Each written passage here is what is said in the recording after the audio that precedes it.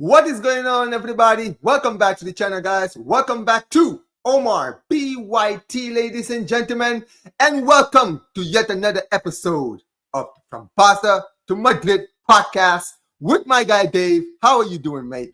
Yeah, you got it right there. You got it right in it with the Barca to Madrid. Obviously, it's called the Madrid to Barca podcast, but obviously on your channel it's called Home the game, bro. Barca to Madrid podcast. We know that already because the logo, as you can see, guys, is a switcheroo, so you can do which whenever you want, Yeah. depending on obviously how you see it. But thank you, Omar, obviously for the invite, and yeah, let's talk about Madrid and Barcelona, mate. This is going to be sensational viewing. Oh, of course it is. And listen, big up to all the people who are already in the building. I see some of you guys are already on your way in. Smash the like button on your way in, guys. Big up to every single one of you, man. But listen, like you mentioned, I'm not gonna lie to you, man. Like I'm glad, bro. International break is over. I feel like we've been in international break for over like 4 months. I'm not gonna lie, it felt Yeah, like months because I feel like it's because of all the news that's been coming out during the international break that's just made things even worse. Having players being out, right? Watching some of our play losing some players during this international break. We're just hoping that this could just end.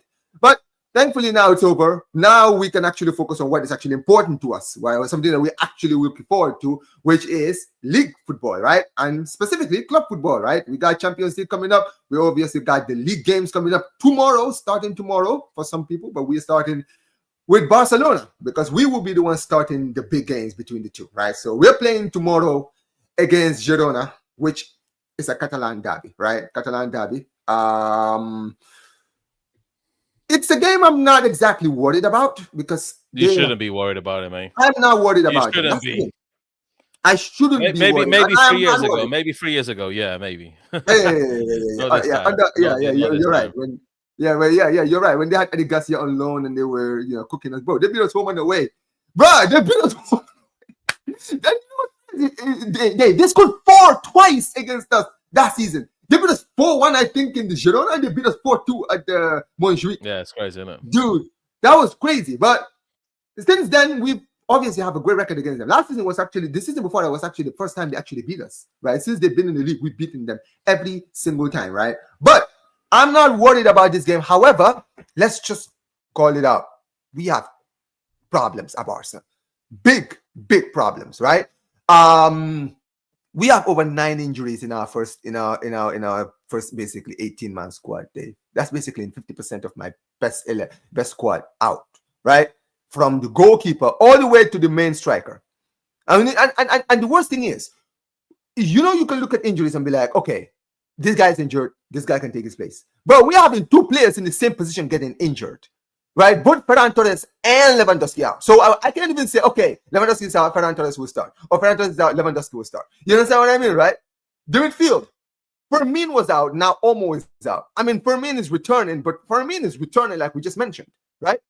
Rafinha and Yamal were out. Now I'm hearing that Rafinha could potentially not even be in the Clasico, which is going to be huge. It's going to be absolutely huge. But as far as this game is concerned, I don't even know what we're going to play tomorrow, Dave. I really don't. Because, I mean, listen, I feel like we can rotate against Girona, but dude, even if we couldn't, what squad are we going to play? This is the thing. I think we have only we only have Yamal fit. And Rashford, Rashford could be playing as a striker, right? Potentially. So who's going to play on the left end? That's like, bro, it is a very, very long game. But as far as I'm concerned, I still think we can win this game. Now, I want to ask you personally, right? What do you think about this game against Girona? Do you see Girona potentially doing anything against us, or you just like, forget about it? Girona will do nothing against you, mate. Zero diddly squat. Rashford can cook Girona by himself, mate. That's how confident I am that Barcelona will beat Girona. The reason being is because they don't have anything this season that shows me that they're going to be up for the fight against Barcelona. It doesn't matter if it's a derby. It's 2 derbies going on, isn't it? It's the Catalunya derby, essentially, and Yes. it's the Madrid derby. So, but it's the smaller ones, and let's not get it twisted. It's nothing too major. So Girona have nothing essentially in this at all. Nothing in this. I'm telling you right now, it's non-existent for them. And do you know what? I I'm actually glad that Barcelona have Girona and they have Olympiacos in these 2 games, because it's not really the momentum that they really need to go into El Clasico. Let me tell you that for a fact. They're Okay. playing 2, let's call it as it is, shit teams. Yeah. Real Madrid, wherever you think of Getafe and how much you beat them by, Getafe at home are a decent side. Yeah. And they will defend for Yeah. life, and we will try and break them down and so forth. Then we have Juventus, and people think, oh, Juventus is Juventus and this and that, blah, blah, blah. I said to you the other day that Italian teams in Champions League, doesn't matter who you're playing, they're always going to turn up for some reason. Yeah. So it's great about Real Madrid having Getafe and having Juventus, because we arguably have the better matches going into a Clasico. We're facing not an elite side in Europe, but a good side in Europe. And you're facing Olympiacos, which I think you would absolutely wipe the floor with. So, I mean, with this rotated team, I mean, the thing is, Dave, let's be honest, it's Olympiacos or Olympiacos. They could, if we have a very rotated squad, we could lose that game. You're facing them. I'm not saying we're going to lose. You're facing them home, like a 2-1, something like that. Nah, you're facing them home, bro. You're not going to Greece. If it was Greece, like we're facing them in Greece, we're facing Olympiacos in Greece, then I would say maybe it's a bit more difficult. But oh yeah, you're playing them too. You're right. I actually we're forgot. playing Olympiacos too. Yeah, we're playing the Olympiacos too. So, look, whatever the situation is that, look, Barcelona have pretty easy games. They're winning both of them. They're winning. They're going to pump Girona about 5-0, I think it is. Yeah, it's going to be some crazy scoreline. Yeah, and I think you'll beat Olympiacos like 4-0, but that does not reflect anything at all, taking any type of momentum going into a Clasico. Yeah. Juventus, I'm lucky that we're facing someone decent at least. Yeah. Because we face Villarreal, who are decent. Yeah. We're facing Getafe, who are decent in La Liga at home. And we're facing Juventus at home. So it gives us a little bit of a run up at the Bernabeu to go in the El Clasico against Barcelona and cook you, mate. Yeah, big up to Kenan out all. Big up to you, bro. Yeah. Did you hear that? Did you hear that? We are kings. Let me tell you something. Let me, Kenan, I need you watching, bro. Listen, let me tell you something, bro. If these guys lose this game against us, I promise you, bro, I will be the most annoying man on YouTube. Bro, this show, this guy is going to be running from the show. I'm telling you, this guy, he will not be here, bro. No one would want to deal with me, bro. With my injuries, Dave, with the injuries I have in my team. If you get beat this basically broken Barcelona squad, bro, you are finished, bro. I want you to understand. Yeah, I think Real Madrid are finished. Yeah, I think we're finished. Yeah, that's it, definitely. Bro. I'm telling you, bro. Because listen, I've heard too much shit, bro. I've been calm, but I'm like, yo, this is calm before the storm. Because I got something for you guys, bro. I got something for you, and bro, I'm telling you. Honestly, when I saw you release this song, I was like, okay, this is just adding to the list of things that are just gonna make me absolutely cook you guys. But it is what it is. I'm coming in full kitted up, mate. I'm coming in full kitted up, mate. Hat, clothes, everything to the watch along, mate. Yeah, I'm doing everything. I thought we were gonna do a joint one with on Classical Chaos. Well, no, Football Chaos essentially. I was trying to get everyone. Guess this is what I was trying to do, guys. Yeah. Trying to get Will and let's contact everyone to do a joint watch along on Football Chaos, which would have been sick, everybody together just watching the same match. But the problem with that and the problem we face is that everybody will have different times, different things, and you won't be seeing the match at the same time as everybody else. That's good. That's the main problem. That's the main issue. So we are literally doing a watch along by myself. Actually, I think my fiance is doing a watch along with me because she's a Barcelona fan. And yeah, hopefully. Hey, no, big up to the lady, man. Big up to you. W. Listen, you actually picked right. Let's go. Come on. My cat is a Real Madrid fan, though. My cat is a Real Madrid fan. She's completely white, so she's literally. Listen. Tell the missus to go get a. You know, I mean, you can't. I mean, unfortunately, we don't have blue cats. I mean, do we have blue cats? I mean, dark blue cats, I guess. Like dark bluish cats, I guess. No, I don't think so, mate. It's I actually, mean, we don't have those. Like, I mean, I maybe is it maroon colored? I don't have maroon. Maroon you can have, yeah, maroon colors. But maroon. Okay, so maroon. Yeah, you know what? Yeah. We should get one of those kind of cats. But listen, I'm marrying a Barcelona fan. That is. Yeah, listen, man. Listen, bro. that's gonna be. That's gonna be great. I'm not gonna lie. Listen, I don't know how I'll be able to handle being married to a Madrid fan because, bro. Let me tell you something, man. I could not be able to talk. If we lose El Clasico, I'm not gonna be in the house. I can't be in the house with a Madrid fan, bro. Nah, man. Yeah. But look. Yeah, go ahead. No. I was about to say, yeah, guys, you do not want to see me after the match if we beat Barcelona. Yeah, you know how I launched a song today. Yeah. I've got one prepped and ready. You know how Expressions launch a song after Tottenham beat Man United? I've got one prepped and ready, and I'm going to rap the whole song, essentially, because people think it's AI and stuff, whatever, yeah?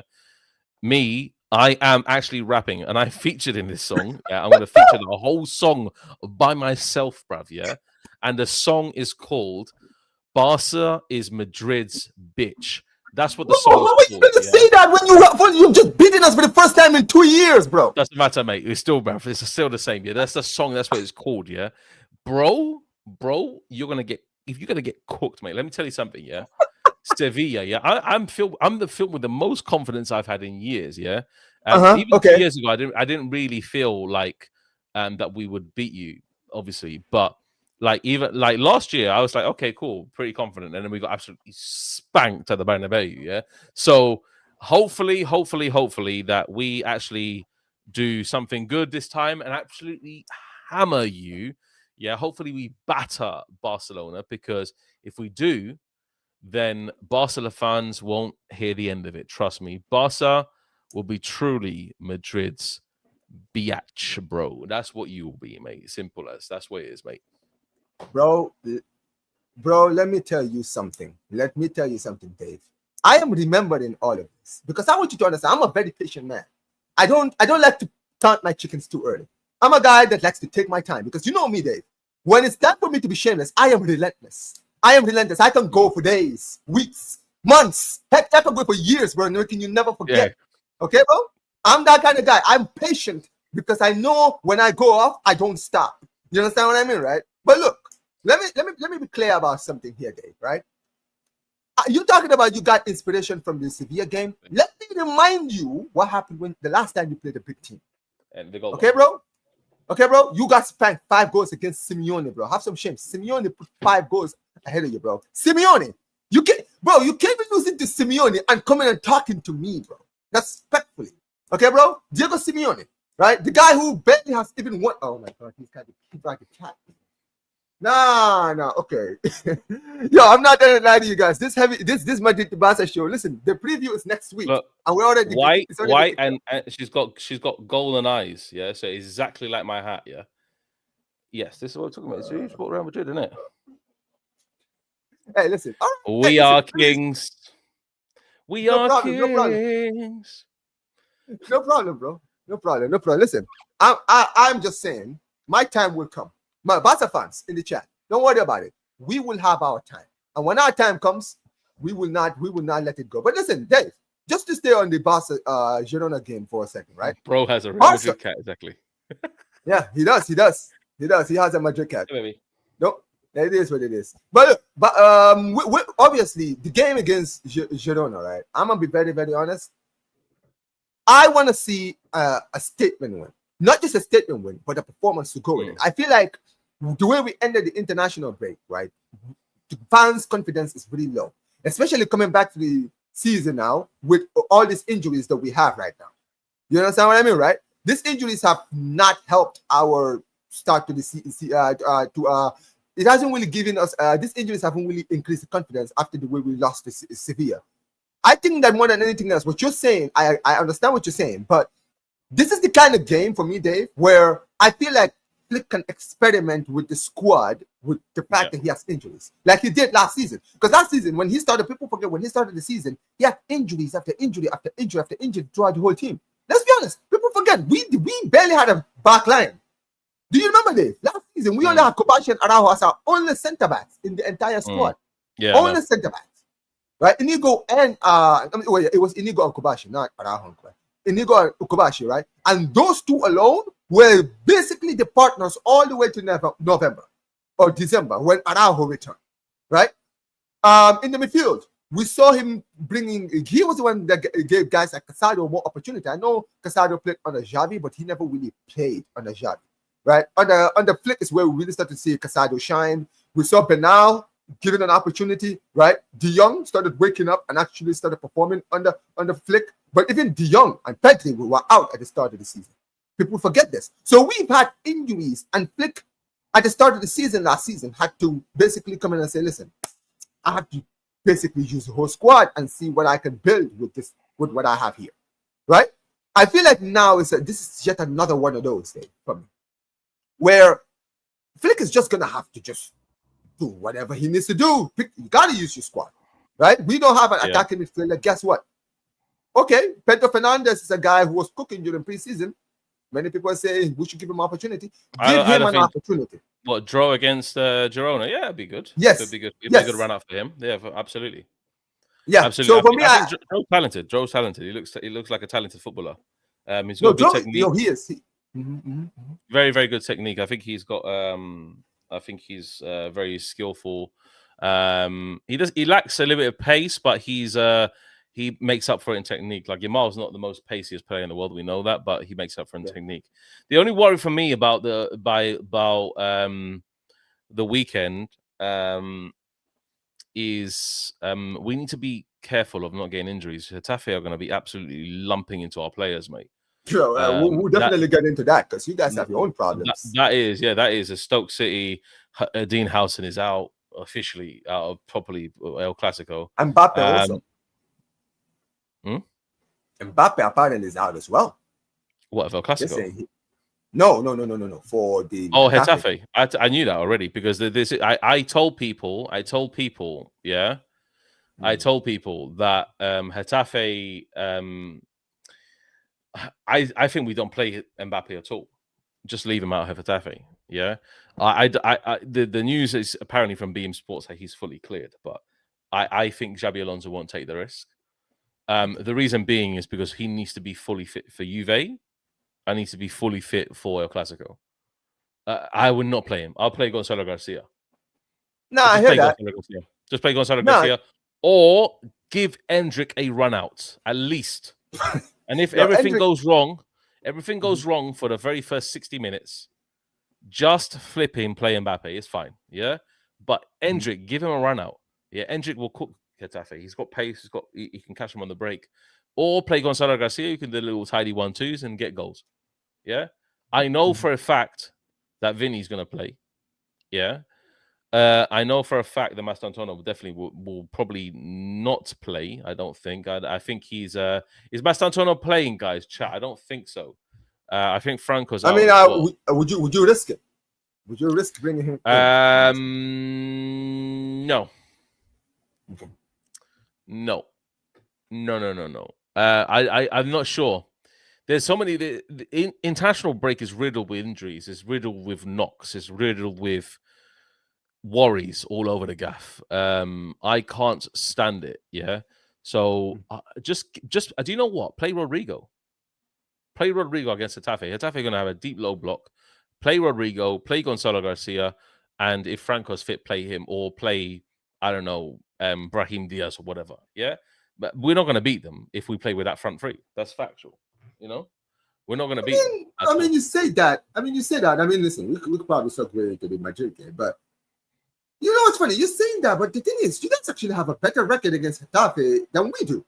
We actually are the ones that usually struggle with Getafe. Yeah, right? Getafe are annoying. Yeah, just yeah, exactly. That's a good one. Also from Sam as well. Sam just said in the chat, he said, play Endrick right wing, play Gonzalo Garcia for the middle, or maybe play Rodrigo on the left. That would be good.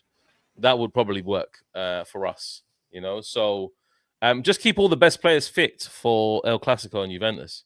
Just keep all the best players fit. Keep them ready. But let me ask you this: do you think that the lineup that Alonso might play against Getafe might depend on how the result between Barca and Girona Oh, go. sorry, my cameras are going off. 2 seconds. Let me just get my No, battery. yeah, 2 yeah. seconds, yeah. Ah, 2 no seconds. problem, no problem, no problem, no problem. Anyway, guys, Dave is just fixing his camera. Basically, yeah. I mean, I personally, I do think that it depends on how we perform against these guys. Because if we somehow, some way don't beat Girona on Saturday, I can definitely see Alonso potentially rotating the squad.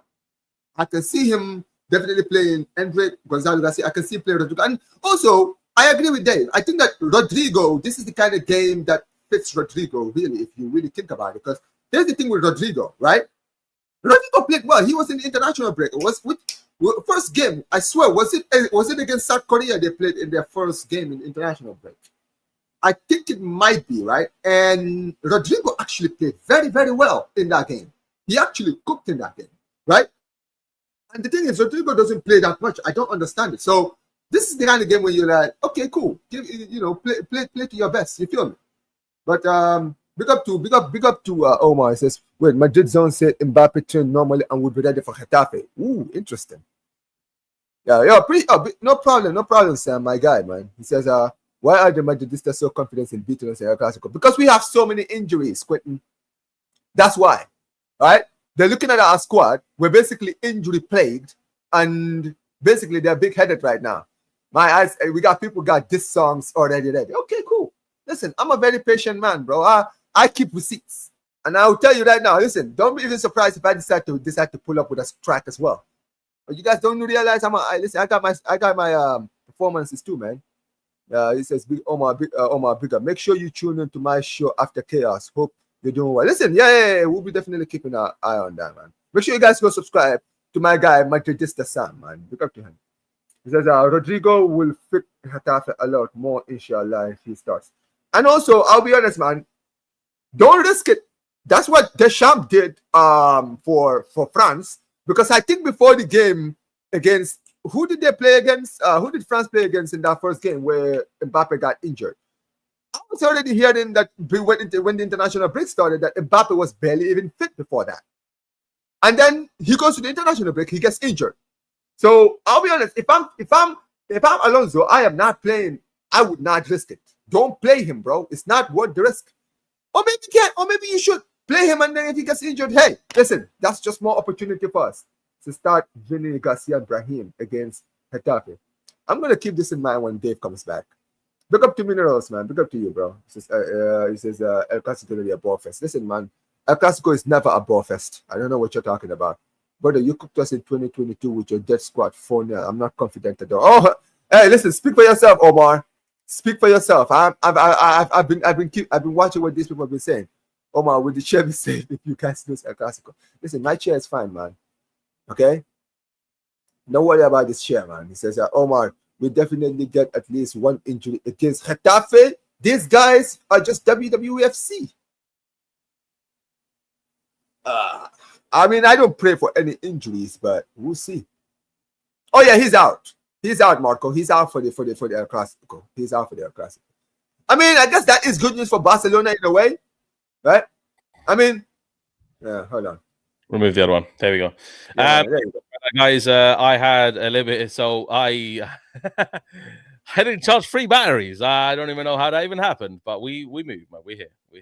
Yeah, but basically, what I was saying was, this is I feel like the lineup that your manager decides to play in this game will depend on how the Barca result goes. Because even though, yes, I am confident we're going to win, if there's any universe where we don't get the win and we do draw, I mean, I hope if you don't get it twisted, bro. If these pricks draw to Girona, wallahi, bro, I'm going to ask. If you people think my crash out against Sevilla was bad, you guys don't want to see me if we draw against this trash Girona team. Okay, bro? Absolutely not. But if that does happen, and I hope it happens. I mean, listen, I think if we do drop points against Girona, I can see Alonso giving Alonso the confidence to say, all right, you know what? It's okay. Yeah. Because he might if you drop points, brother, it's over for you. La Liga's over. It's done. I think I'm gonna be very honest. If we drop points against Girona, I think it's over. It's done. It's done. It's gonna. Do you know why? Let me tell you something. If you drop points against Girona, it's gonna give us. If let's say you draw, it gives us a chance to go 4 points clear. And then if you lose El Clasico, we'll go 7 points clear. That's done. That's my point. I don't think we'll lose against a lot of the smaller teams. Like we'll control the ball too much. It's very difficult for us to lose against the smaller teams. There's something about Alonso's style that I very recognize as very good, and it's the fact that we are controlling games very, very easy against the small opposition. To be honest, we win La Liga. The distant memory of that 5-2 loss against Atletico Madrid will be a distant memory. Trust me. Yeah, I mean, to be fair, that's how football works, isn't it? Because winners are it's the trophies, man. It's the trophies. Who cares, man? Because it's how you bounce back. And I honestly, I could see only a very small handful of teams beating us. Atletico Madrid being one, Barcelona being the other, and maybe one of the weird sides like Vallecano, Bilbao, maybe. Yeah, I don't think it'll be as easy for them to beat us as last year. Because Betis beat us last year, Bilbao beat us last year, Espanyol beat us last year, Valencia beat us last year away, and then we had the 2 losses from Barcelona. We drew against Atletico Madrid. We know what happened last year. I don't think we'll lose against those sides. I'm telling you right now. I don't think so either. We control games very, very comfortably. Like you see Real Madrid having extortionate amount of possession, like 70% possession. I'm not talking about that is a good thing. It is a good thing when you limit the opposition, the opportunities that they have. You see? So that is good in itself. The problem is against the best sides in Europe, you will fail to win Champions League because they will press you out of your skins and you won't even find the time to even pass the ball around, you know? Like a PSG, like a really good PSG side. So do you know what this season? I'm going to say, El Clasico is very important. But if we win the title at the end of the year, I couldn't give a shit, bro, if we lose to Barcelona and Atletico Madrid. If we win the title at the end of the year, who cares, man? Because I could see Barcelona dropping points against a lot of the good sides in Spain. I'm telling you right now. Against Bilbao away, you could drop points because they'll just be on the counter. Yeah. I can see Betis away, same. Betis away the same. They play really quickly on transition. You know what's funny? We didn't beat Betis last season. People forget. Last season we played them twice. We drew both games. We did not beat that's them exactly that's exactly it. And it's worse this year because it's like you don't even have Inigo Martinez. You don't have your strong physical monster in the back to create like that back line, make it solid. There's nothing there, mate. There's nothing no there. leader. Your back line is getting. There's not a There's leader. no leader. You're getting cooked, mate. You're getting cooked. That's it. Simple as. I agree with the point. I mean, listen, even last season, our defense was one of our biggest problems. People forget last season not as we bad did as not this have a year. good. No, not as no, but I feel like a lot of it is also because this season our attack has not been as good as last season. Yeah, because Yamal's been out for a lot of the games as well. Yeah, Yamal and Rafinha have been out. Last season, Rafinha and Yamal were playing at the Ballon d'Or level. Wow, we were both scoring more than 5 goals every game. Pretty much every game. Every single game, we were 3 goals max minimum every single game we were scoring last season. We were still conceding every game. People forget we were conceding, but we were just winning 3-1, 4-1, 5-1, 3-2, 4-2, 5-2. We were just winning like that. So everybody wasn't really seeing. Everyone was worried because they were like, well, but they lack in defense, they definitely make for in attacking, bro, because they'll be scoring more goals than the opposing team. You understand what I mean? This season has been the opposite. This season, our attack has actually been very poor in certain games, right? Our defense has not been helping. So this season, we've been more exposed. And like you mentioned, my biggest problem, Dave, with this Barca team, right? And I think we have a lot of problems. There is no leaders in the back. Yeah. Araujo is the closest thing to a leader we have, and he's not a leader.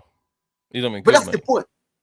That's why I said he's the closest thing to a leader, because the others are not leaders at all. They have. I don't even know why he's still in Barcelona, man. He's trash, bro. Bro, I tried with this guy. I really did. Araujo is absolutely trash, mate. He is trash. I haven't seen along all your centre backs, mate. He's the worst. Dude, I've watched this guy play for my club, right? Because remember, he showed potential, Dave. He showed potential for so many years, right? Under Xavi Hernandez. Javi Hernandez, I feel Koeman. I feel like under Koeman also people forget. Yeah, Under Koeman was Koeman, decent. Yeah, he was good under Koeman. He was good under Xavi when we won the league last Koeman and season. Koeman and Xavi, they play deep defensive lines. That's fine. And that's the He has point. he has the midfield to help him out.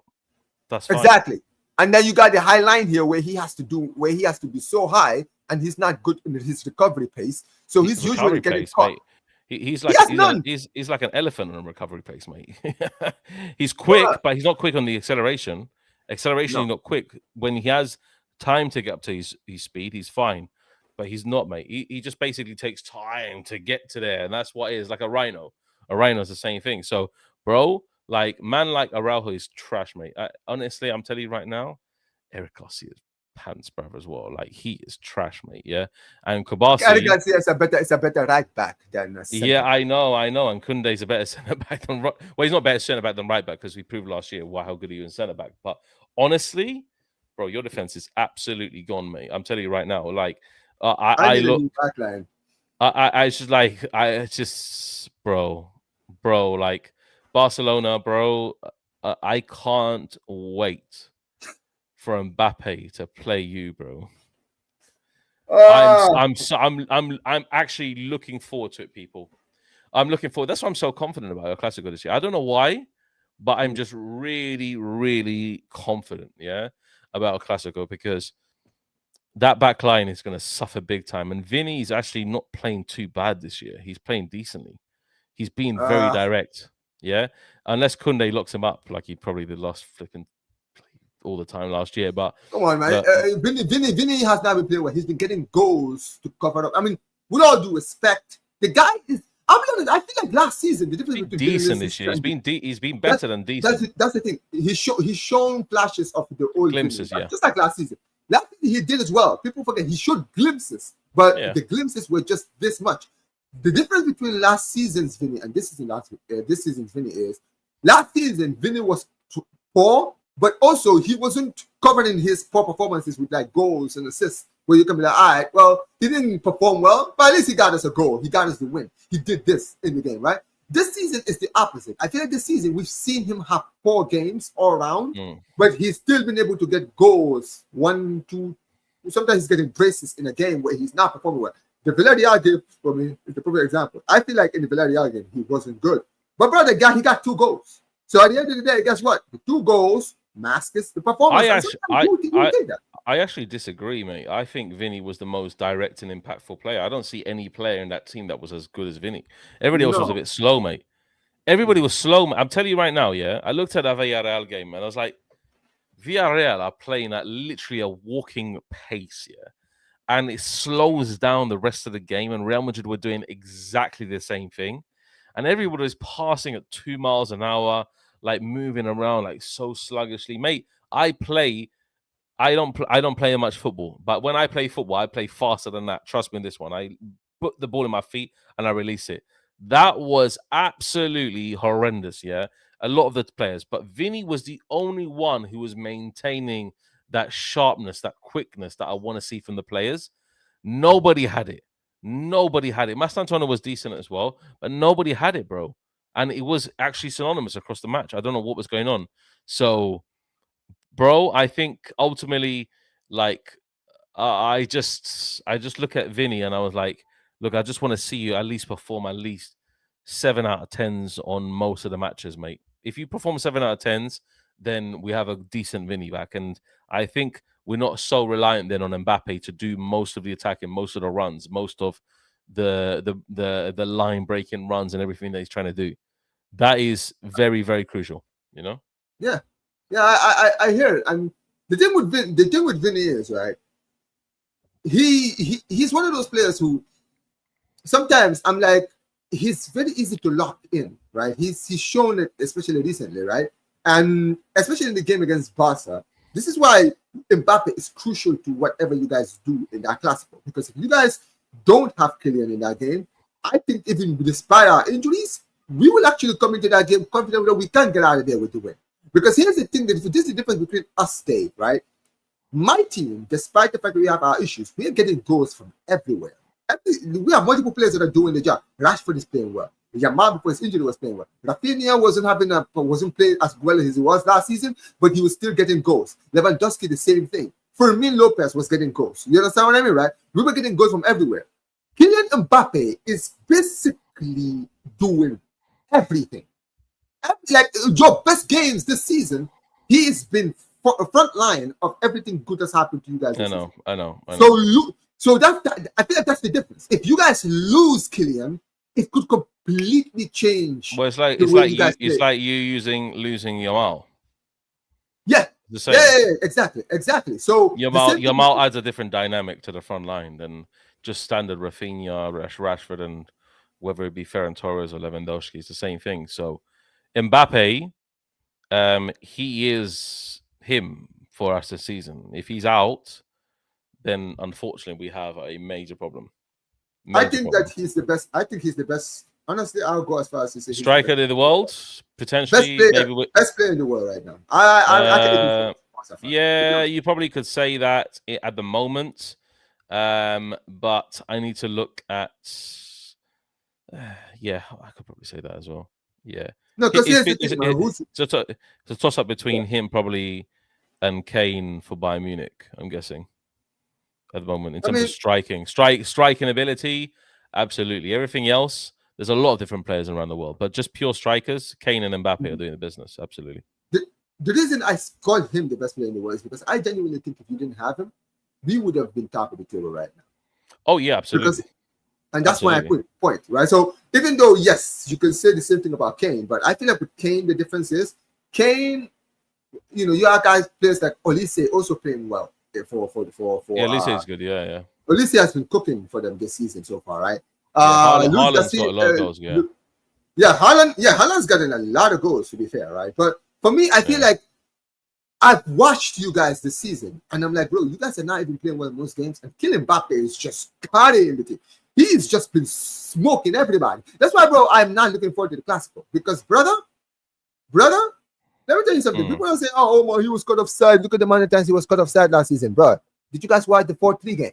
How many times was he caught offside in the game against when we beat you guys 4-3?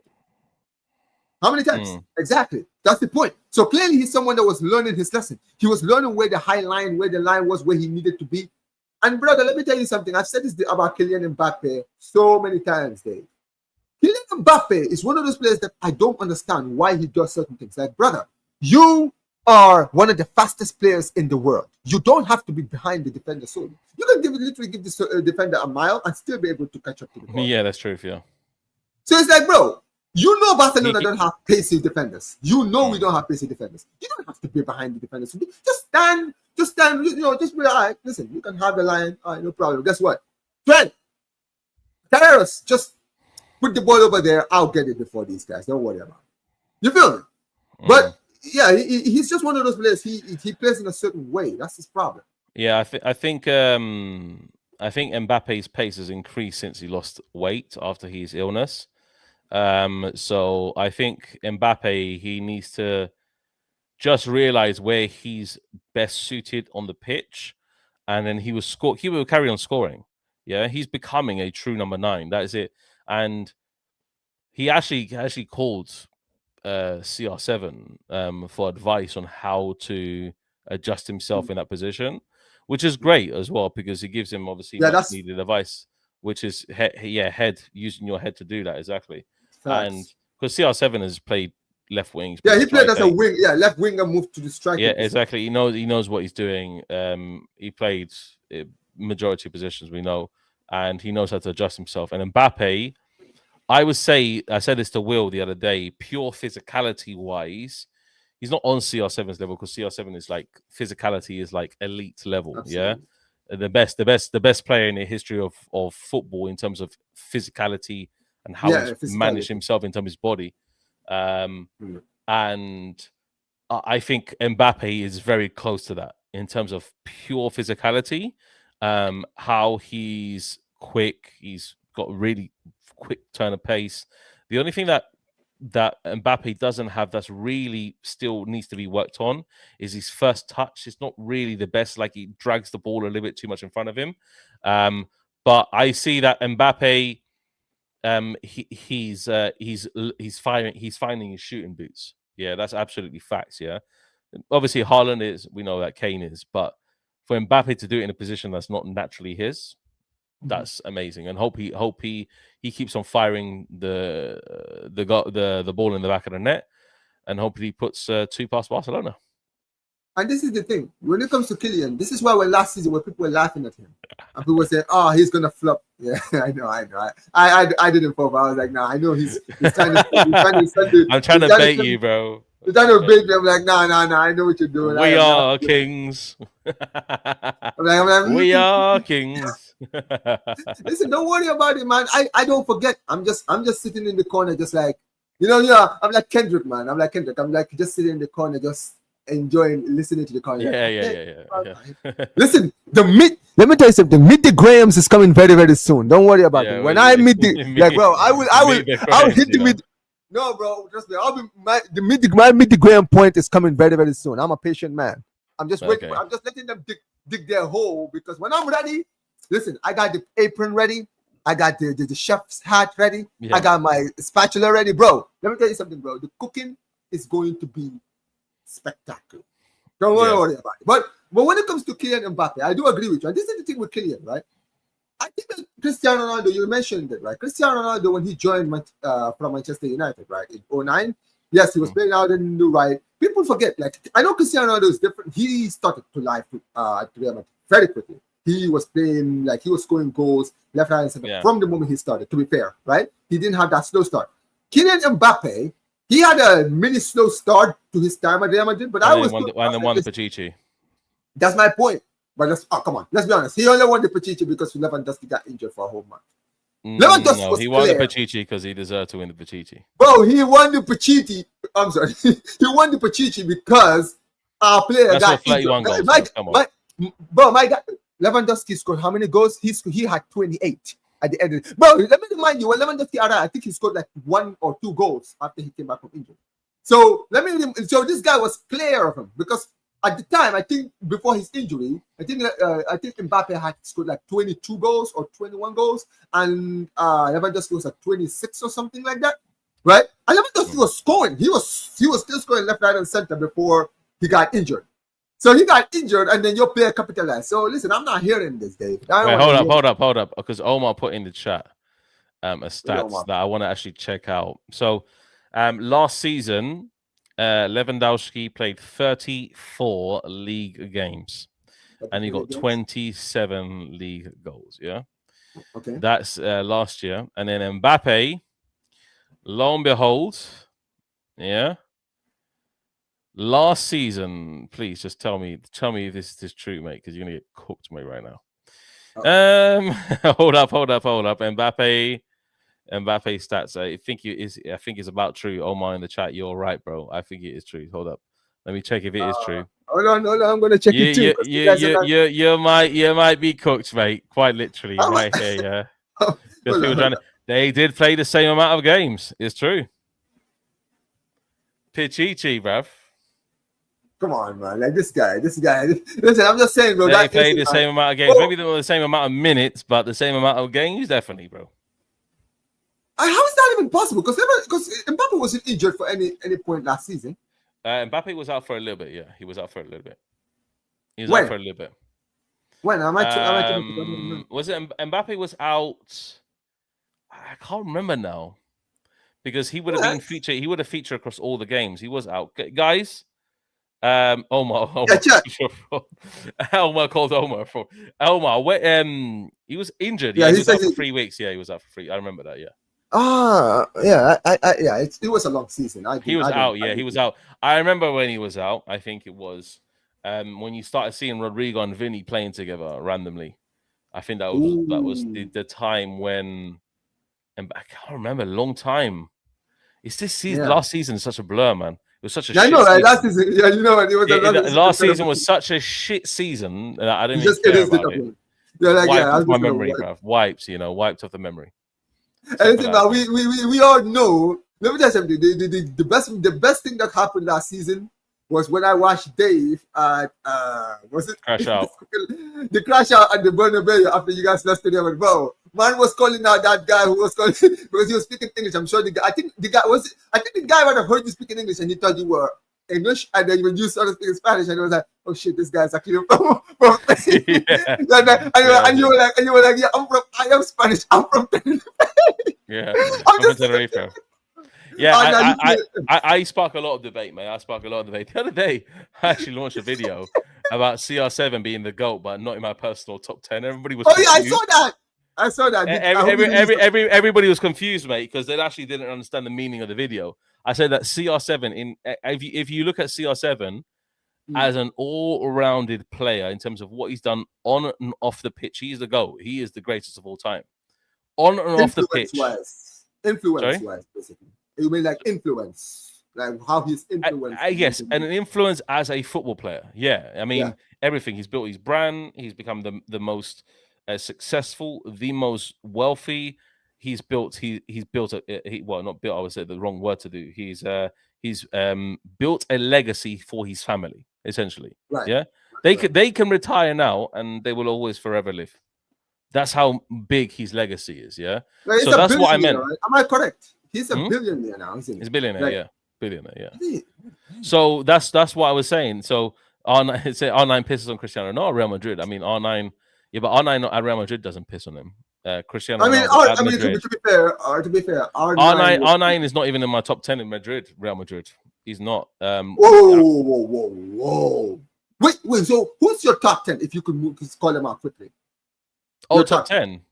Yeah, top 10. From 10. No, you don't have to. You have to rank them. You don't have to rank them. Oh, I don't know. I said it the other day on my post. I can't remember what I put. I think I put Ramos. Ramos is in the top 10. That's definitely. Or Ramos or Benzema did I put? Modric is in there. Raul is in there.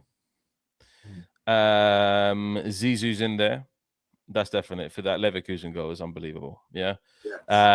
Fernando Redondo's in there as my number one. Ooh, that's a good one. Young generation are not going to remember Fernando. Yeah. That guy was up. That guy was up. Yeah, Redondo's my favorite all time. Then it probably goes. There's a lot. Manolo Sanchez as well, defender. Fernando Hierro, Roberto Carlos. Yeah, Hierro, man. Hierro, Roberto Carlos is an all-time legend for Real Madrid, and Casillas. Yo, I'm not gonna lie. That's a good list. That's a very, very good list. Yeah, Casillas. Casillas midfielders. Makaleli will be in there probably. That's a good one. Makaleli is the best. Is Makaleli for me is the best. Makaleli. You know what's funny? I made a video. I never uploaded it. It was a video that I was gonna talk about Busquets, right? But I ended up making a live stream, so I didn't end up releasing the video, right? The video was for me basically saying that he is the best defensive midfielder of all time. He is. For like defensive midfielder. I'm talking about Busquets, right? Busquets. Busquets. Purely, no. Okay, so I will get into that now, right? So here's why. Is definitely. Let me tell you why, right? Let me tell you why, right? I feel like when it comes to Busquets, defensive midfielders, right? They're good. They're basically the link between the defense and the midfield, basically, right? They're the ones that basically link the two, right? What made for me Busquets such an amazing defensive midfielder is, brother, this guy, you couldn't get the ball off him, bro. Have you ever in your, I don't think in my life I've ever seen Busquets ever lose the ball, bro. He was the guy that you know what's funny about Busquets when you're watching him play today, right? It looks so easy. It's like you pass him the ball, he breaks the ball and just passes it. That's what it looks like in the normal eye. You just think there's nothing special about that. He's just stopping. But when you're watching him and you see like 3, 4, 5, 6 players covering him, he still doesn't feel any ounce of pressure. Right, completely cooks the defender and then makes the pass. It's incredible. For me, Makaleli, I'm old enough to remember Makaleli. So I don't need anyone to be Makaleli was. I remember Makaleli. I know Makaleli. The role of the Makaleli role was named after him. You know how good you have to be to have a role named after you. It's the role that Kante followed. It's the role that Essien followed. It's a lot of these really strong defended midfielders that played like Makaleli, and that's what it is. I mean, I remember when Essien came to Real Madrid. He was decent. He was decent. Yeah, he was decent, but nowhere near. And we've always tried to replace him and never found anybody like him. Yeah, Tchouaméni is not even 1% of Makaleli, bro. That is how good he was. No, that's how good he was. no. We should actually do right now to round up the last 10 minutes. Let's make the combined 11 of all time. Yeah, I got you. We're ahead of you. Let me set it up. It's lineup builder, I think it's called, isn't it? Or what's it called? Yeah, I got it. I'm actually got the link right here. We're gonna do the all time. We have to put 6 and 5. We can't. So we're doing all time. Starting 11. Yeah, all time in terms of our all time personal starting. I feel like Barcelona is gonna dominate. I feel like Real Madrid are gonna dominate this, unfortunately. Hey, listen, I will fight for my player. Oh wow, PSG losing to Strasbourg. Okay. Oh, Steve is having a time of his life. Let me tell you something. You have to choose the Real Madrid players, and I have to choose the Barcelona players. So in every position. All right, no problem. Give me a second. Let me pull it up. In every position. I'll choose the Barcelona players in every position. And you choose the Real Madrid players. Okay, so very quick. Let's do it. Dave. What formation do you want to play?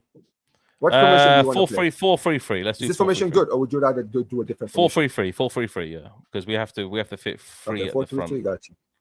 Because we know Messi's in there already. That's facts. Got you. But this is your favorite, mate. This is not our favorite. So go up and left. Oh, there we go. Yeah, perfect. Okay, goalkeeper. Okay, you choose your Real Madrid player, and I'll choose the Barcelona. For me, Iker Casillas, man. Okay, so Iker Casillas versus either it'd be Zubi Zareta or Valdez. I would put Valdez ahead. I forgot about Zubi Zareta, you know. Oh my days. I was talking about that. Yeah. I would say either Zubi or Valdez, but I'll put Valdez because Valdez is slightly better. Yeah. So it's between Casillas and Valdez. People underrate Valdez because people don't realize, bro, Valdez played in the same era as Casillas, so he was never going to be Spain's number one. Casillas clears, though. Casillas is better than Valdez. Yeah, that's why I'm going to put Casillas on. Okay, so Casillas is goalkeeper. Yeah, we know that for a fact, yeah? Yeah, he is. Yeah. He's just the best. He is the best. Yeah, he's the best. Okay. What a player, man. Okay, so right back. Okay, so obviously I have Dani Alves. Then it'll be Dani Alves right back. Okay, and so Dani Alves. You know what's funny? Right backs. I'll be honest, Dave. I'm gonna go way back. I'm gonna go with Sagnol. You know what Sagnol? Yeah, but I was thinking Salgado or Carvajal for Real Madrid. Salgado who? Salgado.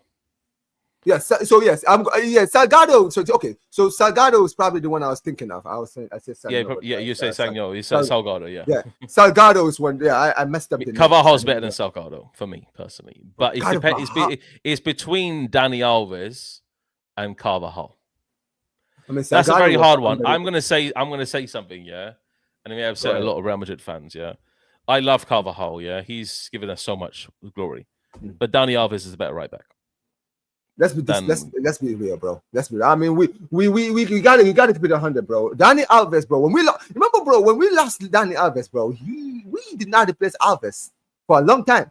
Mm-hmm. We got rid of him, bro, and we were just looking for right backs. We never replaced him. So for me. Yeah, Alves is he definitely gets in. This is the personal all time, yeah. Personal all time, but yeah, listen, we're gonna go way back, and you know what? I'll even go as I don't know. Should we just talk about the players that we have seen? Oh wait, I'll just put Alves maybe. I don't know why. Yeah, what's going on here, man? There he is. Oh, here it is. Alves, yeah, whatever, mate. Yeah, D Alves. Okay. Anyway, so left back, I'm gonna go Marcelo. You got Marcelo, yeah. Marcelo, man, he's the best I've seen in my lifetime, bro. Right, Barcelona's players, mate, stem a lot, mate. Barcelona, it's very hard. Barcelona, it's hard, man, because Abidal was good as well, but I would go for Jordi Alba. Abidal was good, but Jordi, I'll probably go for Jordi Alba. In terms of, bro, like Abidal was fucking amazing as well, bro. Bro, people forget how good Abidal was. Abidal is so underrated, bro. Brother, Abidal was absolutely flipping nuts, mate. But He we is, only got rid of him. Let's be honest. We only got rid of him because he ended up getting sick and he wasn't the same after he came back from his surgery. Because before that, he was cooking. Abidal was. Bro, he's nuts. I'll probably I'm going to choose Jordi Alba. I'm going to pick the Spanish. So it's between Jordi Alba, Marcelo, And you know what's funny? I had this debate recently in or my probably channel. Roberto Carlos, bro. Oh fuck, then. Bobby, mate. Roberto Carlos defined what a left. Oh, I can't, man. Yeah, I'm sorry, guys. Roberto Carlos is clear, bro. Fuck. Freddie, Roberto Carlos defined. I have to back my guy. Let me tell you something. He defined what a left back is. He is crazy, bro. He's Bro, the best. The best. Him, Ashley Cole, Maldini are the best left backs that I've seen. Nah, I'm telling you, bro. I couldn't. Nah, when you said Carlos, I was like, yeah, the debate is over. I'm sorry, I can't in good conscience debate. So I would choose Carlos over Marcelo. Yeah, personally for me, I would, but it's close because I think Marcelo is very. People will sleep on prime Marcelo, bro. When you guys won those 3P, bro, he was. Woo, nah, he had on that partnership with Ronaldo, one of the best partnerships. Marcelo also, unbelievable, bro. Unbelievable. No, he was, bro. Unbelievable. Going forward, my days, bro. The guy who gave the pass to Bell in the final of the Champions League, guys? Was it Marcelo? The bicycle? For the bicycle kick. Was it Marcelo? Because he turned back and I remember he done the ball to Bell pinpoint. I think it was Marcelo, bro. It might have been Marcelo. Remember, it must have been Marcelo, bro. It was Marcelo. I'll probably take a look at it later. But okay, guys, Roberto Carlos is the guy, bro. Sorry, Roberto Carlos guy. Yeah, big up to all the people who are here. Make sure you guys continue to smash you can see, guys, my personal top 10 already 2 is featured here. Oh dear God! I mean, to be fair, you've been watching more football than me, Dave. So you can't take too much credit, man. Come on, man. Okay. Anyway, let's see. Center backs.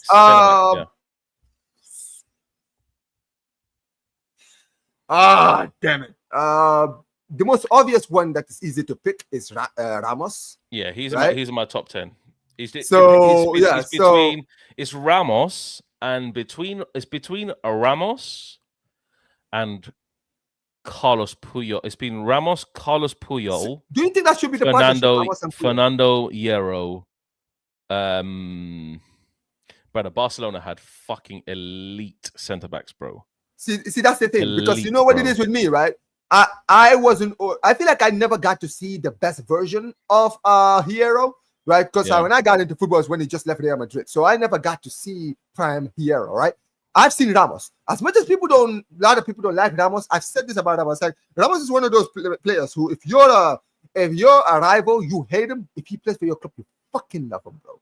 Because you know this guy he's not interested in being liked or loved. He's a winner at heart. He would do anything it takes to win. That goal in the final of the Champions League, bro. Oh my days! That 20 for that La Decima season. The best centre back. I'm gonna be honest, yeah. I'm gonna be honest about. By the way, the assist was Marcelo. I just checked it. My top 3 centre backs for Barcelona would be Puyol,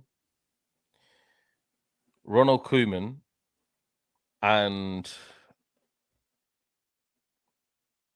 I'm not even saying PK. I honestly, I'm gonna be honest. I never liked PK. I never liked him. I think there's few players ahead of PK. I think even Mascherano was better than fucking PK, bro. As a defender, maybe Mascherano was actually really good. I feel like you know what it is with PK, Dave, right? I think it's because of how good PK was on the ball. PK was so good on the ball, bro. Everything else, he was okay at everything, but he's incredible on the ball. You understand what I mean, right? You understand what I mean? So I gotta say, also Lilian Thuram was fucking immense as well for Barcelona. But there's so many, bruv. But I think we gotta go Ramos and Puyol. I think that just evens out. Yeah, I'm not. They definitely evens it out, bruv. Yeah. Nah, I'm telling you, bro. Ramos and Puyol. Like, Puyol was one of the best centre backs I've ever seen, and so is Ramos, bro. One of the greatest leaders as well. I'm saying Ramos is clear of Hierro, even though Ramos in the pecking order isn't more of a favorite to me than Fernando Hierro. But Ramos's records speak for themselves. Hierro's records speak for themselves as well. He's won everything. Manolo Sanchez as well for Real Madrid. How can I forget about him? There's so many defenders, man, that Real Madrid have had that's so good. Yeah, but Ramos is clear. Ramos is clear. This look at the leaders in this back line. Marquez, Dave. bro. This Marquez. I forgot about Marquez. Jesus Christ. Marquez. Rafa Marquez is a Yeah, but good he's one. not Puyol, man. He's not Puyol, but he's not Puyol quality, is he? I mean, Marquez and Puyol's partnership was very underrated. People forget that 2005 to like 08. Yero was nuts, though, mate. I've got to be honest, mate. Fernando Hierro, Yeah, free kick, bro. He set pieces. People forget the guy was he had a Mbozo moment in him, but Ramos did too. Ramos, yes. Pepe. Before that, mate, Helguero was shit. There's so many defenders that Real Madrid have had over the years, but Ramos clearly defines who we are, El Capitan, mate. Simple as. All right, Dave. So let's go to the one that I feel like is going to get the most debates. Now, if I'm going to choose one Madrid player to take this defensive midfielder, it's got to be one, bro. It's got to be Claude, man. You guys have had so many amazing players. I feel like guys like Cadera even did a good job. I'm saying Redondo, but for me personally, I didn't see Redondo. So with all due respect, I've seen his videos, but I've never watched. Yeah, Redondo is renowned as probably the best defensive midfielder of all time for Argentina. That's how good he was. But they called him the Prince because he was just so graceful on the pitch. But for me personally, if I'm just going to pick a pure defensive midfielder, it would be Claude Makelele versus Casemiro versus Busquets versus. I mean, there's a lot of Barcelona have had some good defensive midfielders as well, bro. I'm trying to think of another one because I feel like there's one I'm missing. Edgar Davids. Ooh. Dave just left, guys. He'll be back very, very soon. I don't know what happened. He'll be back. Anyways, he'll be back. Anyway, look. I would personally, if I'm gonna pick a Madrid player, I would pick. I would personally. Yeah, there we go. I don't know what happened. I don't know what happened. I left my mistake. I think overall, I mean, it's crazy, man. So for me, Dave, I picked Claude Makelele for Real Madrid. Who would you pick from Barcelona? Because I feel like you know what? This guy wasn't at my club for a very long time, but the impact he left always stayed with Barca fans, and that would be Edgar Davids. But he was only there for 6 months. You feel me, right? Yeah. Yaya Toure wasn't really there for too long. You know, Mascherano played that role well as well. Mascherano played. Mascherano could go between centre back and obviously defensive midfielder. There's a lot, man. There's a lot. There's so many, man. I'm trying to think. There's so many, man. There's so many, bro. There's so many. I'm just gonna put. Okay, I'll choose Busquets for you. That's absolute fact. So Busquets for you versus Claude Makelele. This is gonna be tough, mate. It'll be either a split between Claude Makelele and Busquets. Who would you rather in the squad, guys? I'll be honest, Dave. Personally, for me, and you know what, Dave? I want to put my. You know what? Here's the thing. I feel like if you put either of those guys, Dave, right, it would work because I feel like the other players that we have in this midfield, potentially we could have in this midfield, right? They would all like complement each other, right? He would be able to complement whoever the other two midfielders are going to be. Somebody said my idea of football is insane, mate. He's this John guy. He said my idea of football is insane, man. I don't know why, mate. Like I'm looking at Claude Makelele versus Busquets. How insane is that, mate? People don't even know who Makelele is, bro. Probably. Okay, cool. Makelele had an impact around Madrid, but not as a big of impact as Busquets. So we have to put Busquets there. Yeah, man. I mean, to be fair, Claude Makelele losing him probably ruined that. He did. That's the thing. People forget. You guys, he's one of those players. I feel like if Real Madrid look at all the players that they regret getting rid of, I thought we put in Busquets. Oh, my bad. My bad. We're putting Busquets, guys. We're putting Busquets. Who's Makelele with the ball? I tell you, Makelele was very underrated with the ball. He was excellent with the ball.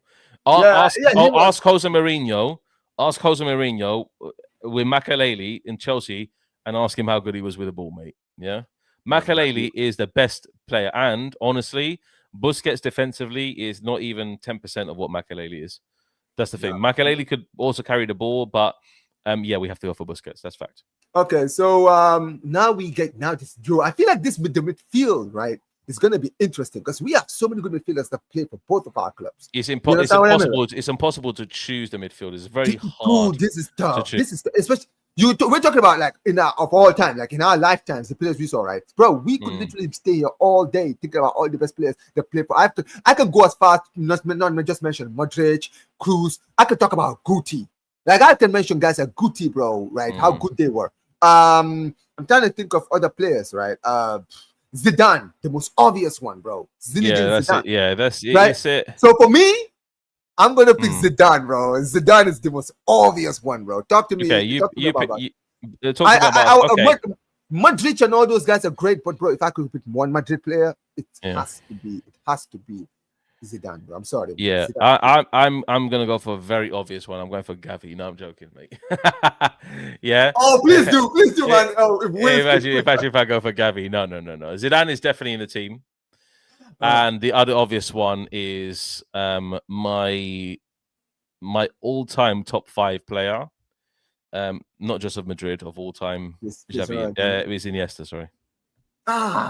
So, bro, I can't believe Ronaldinho won't be on this list. That's my goal. Oh, he will be. Dino's. Okay. Dino's in this list, bruv. So we're going. Maradona didn't have so much of a fruitful career, man. Like we're talking Barcelona, about Iniesta, bruv. We're talking about Iniesta, bruv. Like, Iniesta is the guy, mate. Yeah. Maradona had a decent spell at Barcelona. It was like 2 years, and he got a decent amount of goals, but nothing like that, bruv. Nothing like that. I hear it. Now we're gonna go to the big one. Front 3, bro. This one is good, dude. This is the one where I feel like it's another one we're gonna have problems. I mean, can we just agree on the right? It's gonna be Messi. Yes, we agree on the right is Messi. Yes. Yeah, let's just agree that the right side is Messi, bro. Right. I'm gonna spark debate now, guys. People, you might as well clip this up. You might as well clip this up because I'm definitely sparking debate with this one. Anyway, left. I'm telling you, bro, you know what it is? My mind is so fogged because I know I'm gonna probably forget one player in Madrid's history who should be at the left. But there's a player in Madrid that I would pick as an attacker in my lifetime. But on the left, Ronaldinho doesn't play as a left winger, does he? I mean, that's for you to choose. So I'm gonna pick CR7 for left wing. Yeah, for left wing. Yeah, I'm picking Dino for left wing. You know I'm gonna pick Dino, bro. I'm sorry, Dino doesn't get in this network. But I wouldn't put but if CR7 is not on the list, we are gonna get crucified, bro. But I can't. But in good conscience, I can't get rid of Ronaldinho, bro. But I'll be honest, right? If I could put my bias aside for a second, Dino left. Right, it's done. It's done. Yeah. Okay. Put him. Yeah, listen. It is what it is. It is what it is. He's my top 5 of all time. So he's got to go. All right, Ronaldinho on the right, man. Listen, go cry. Listen, guys, go cry to someone else, man. It is what it is. Anyway, let's go. The striker. Now, this is the one where I could have put Cristiano Ronaldo. We can put Ronaldo. We can put CR7 there. Should we? Yeah, because I was thinking R9, but R9, he's one of the greatest strikers of all time. But R9 for Barcelona was the best that I've seen of him ever in the history of football. Bro, 42 goals in 40 games. Yeah, they called him phenomenal for a reason. Yeah, 20 years old, bro, and it's one season at Barca. Yo, let me tell you something. One of the worst. That's probably one of the worst mistakes. If Barcelona could really go back in their history and say, "This is the one chance." People think I'm a CR7 hater. I'm not, bruv. I called him the GOAT in general, bro. He's in general, bruv. Everything together. Okay, we'll put CR7 in here just so that. No. I didn't put CR7 up front, bruv. I'm not putting CR7. I'm not putting CR7. Not just yet. Let's make the list of the players, and then we can find out who we want to pick. Yeah. Okay. So CR7 we can put up front. That's facts. Yeah, it doesn't matter. Because we have to fit him in. We have to try and fit him in. Can we put Suarez? Can we put Suarez in? No. I wouldn't put Suarez there. I wouldn't put Suarez. Yeah. R9 is crazy. Eto's good. Raul is my Raul. That's my guy, bruv. Raul's my That's guy. that's the two I'm gonna pick. Either CR7 or Raul as a striker. Yeah. Okay. Cool. So for me, in a Madrid. striker area, Mm. to be honest, Barcelona, I mean, here you probably could fit. I mean, Maradona played more midfielder, to be honest. Over the years, wow, that's a lot of players. Ito could be in there. You could probably put Messi there in a false nine there. Yeah, he could. And If maybe we just want, if we want to put in CR7, this is a name right here. That's him as well, man. Yeah. You know, you could talk this. We could go all the way to Di Stefano That's a and name, bruv. Kubala and what's his name, Fran Puskás. If we wanted to go all time, I'm gonna say yeah for his four. I'm gonna say it now. Yeah.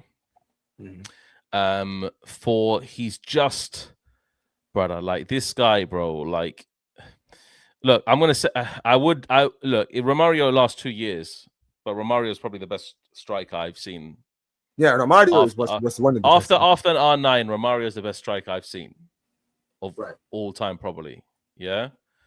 Do you know what? I actually wish that Henry actually went to Barcelona in their peak. He would have probably been in this fucking list.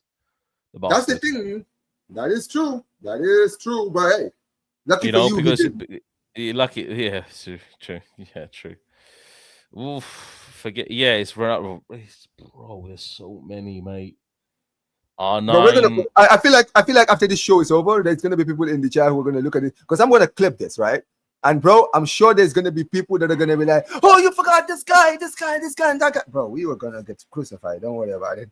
Yeah, I know. I mean, people already crucified me for not putting Xavi in the list, but I think Iniesta overall as a player, we already have Busquets there. It's fine.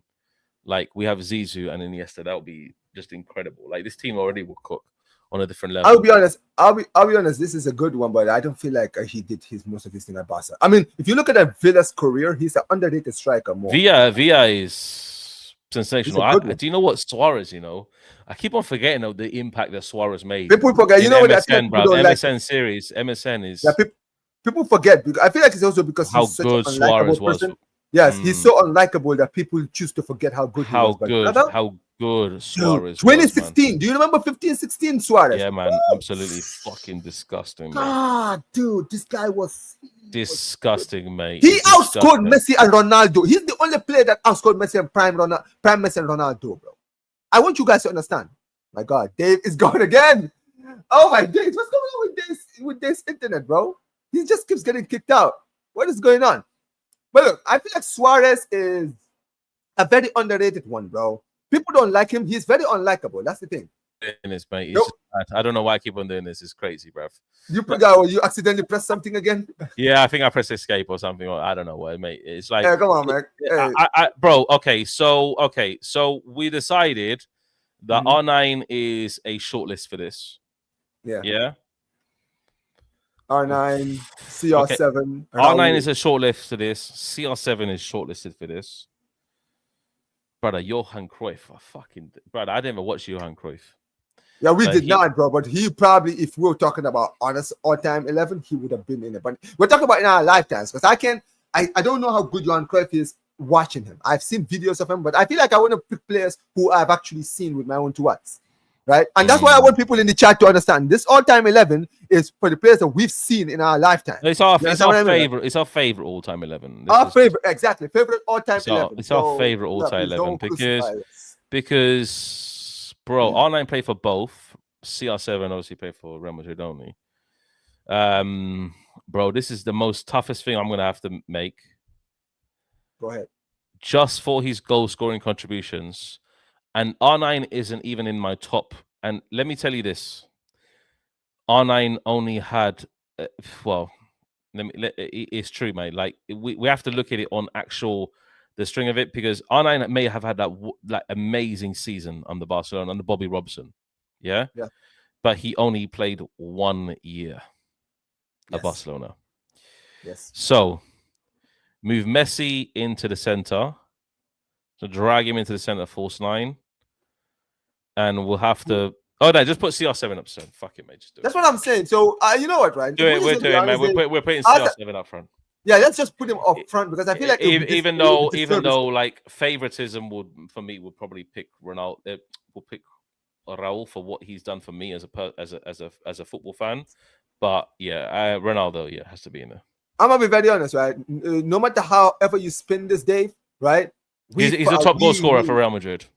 That's what I'm saying, right? No matter how you spin this, right? This all-time 11, you can literally break it down and go for another one. You understand what I mean, right?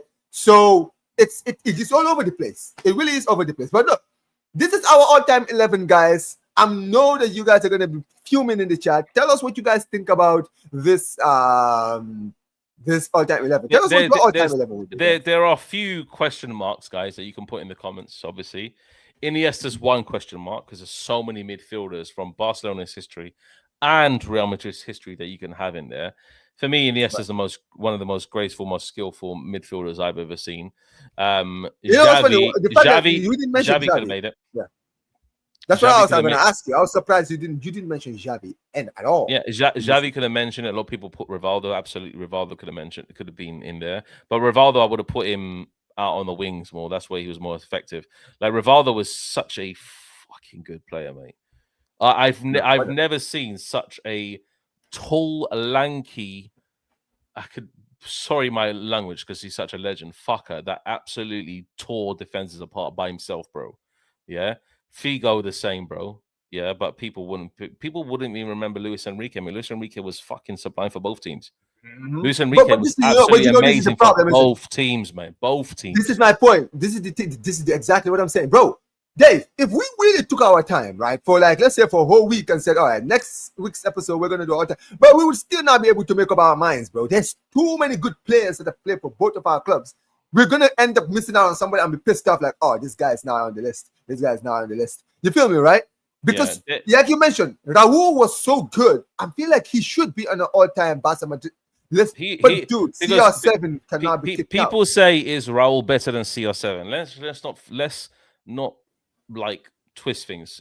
Raul was nowhere near the level of CR7, but Raul is Mr. Madrid.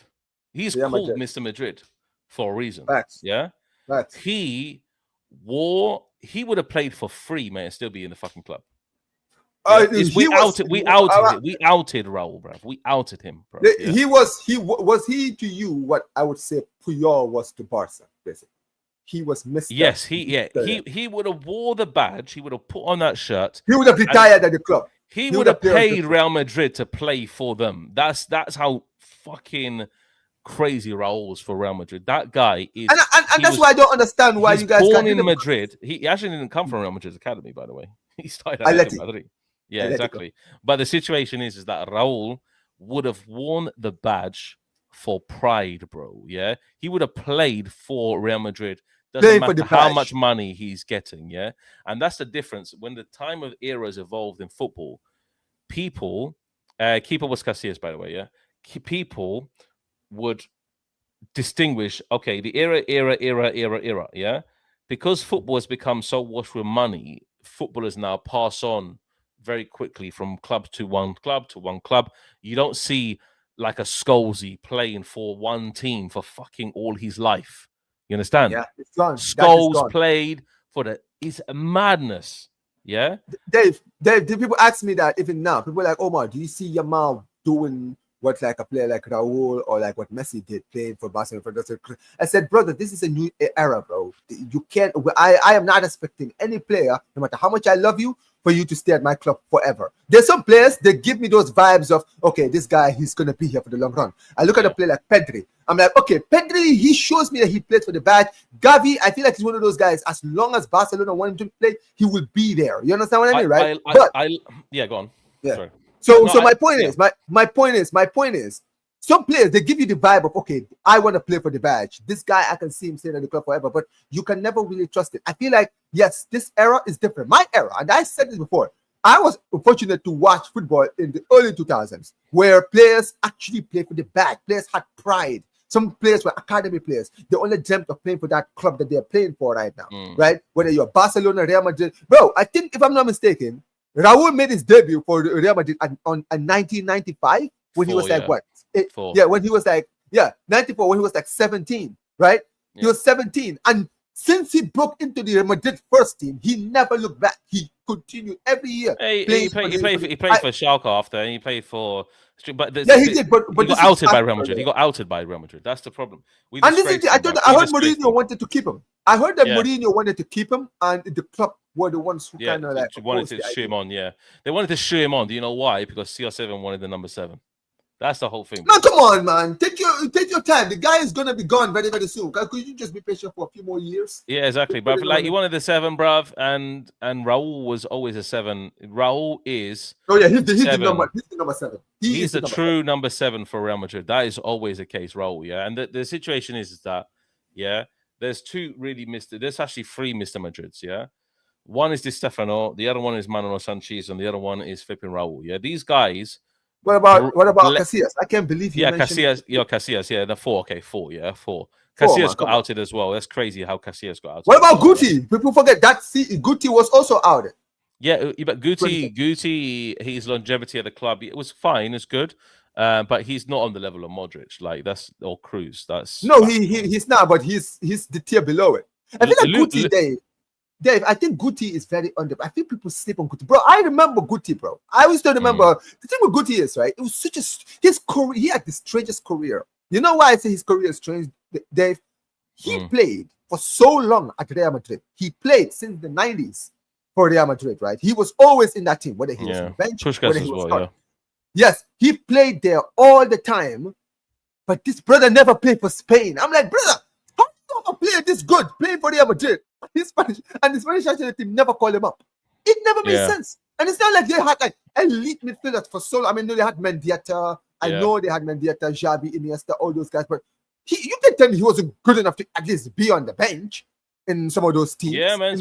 Spain's crop of players at that time were elite. And the problem, the situation about Guti is that, look, I love him. He was one of the most silkiest midfielders I've ever seen. One of the greatest assists I ever saw of all time. Sorry to cut you off. That back flick.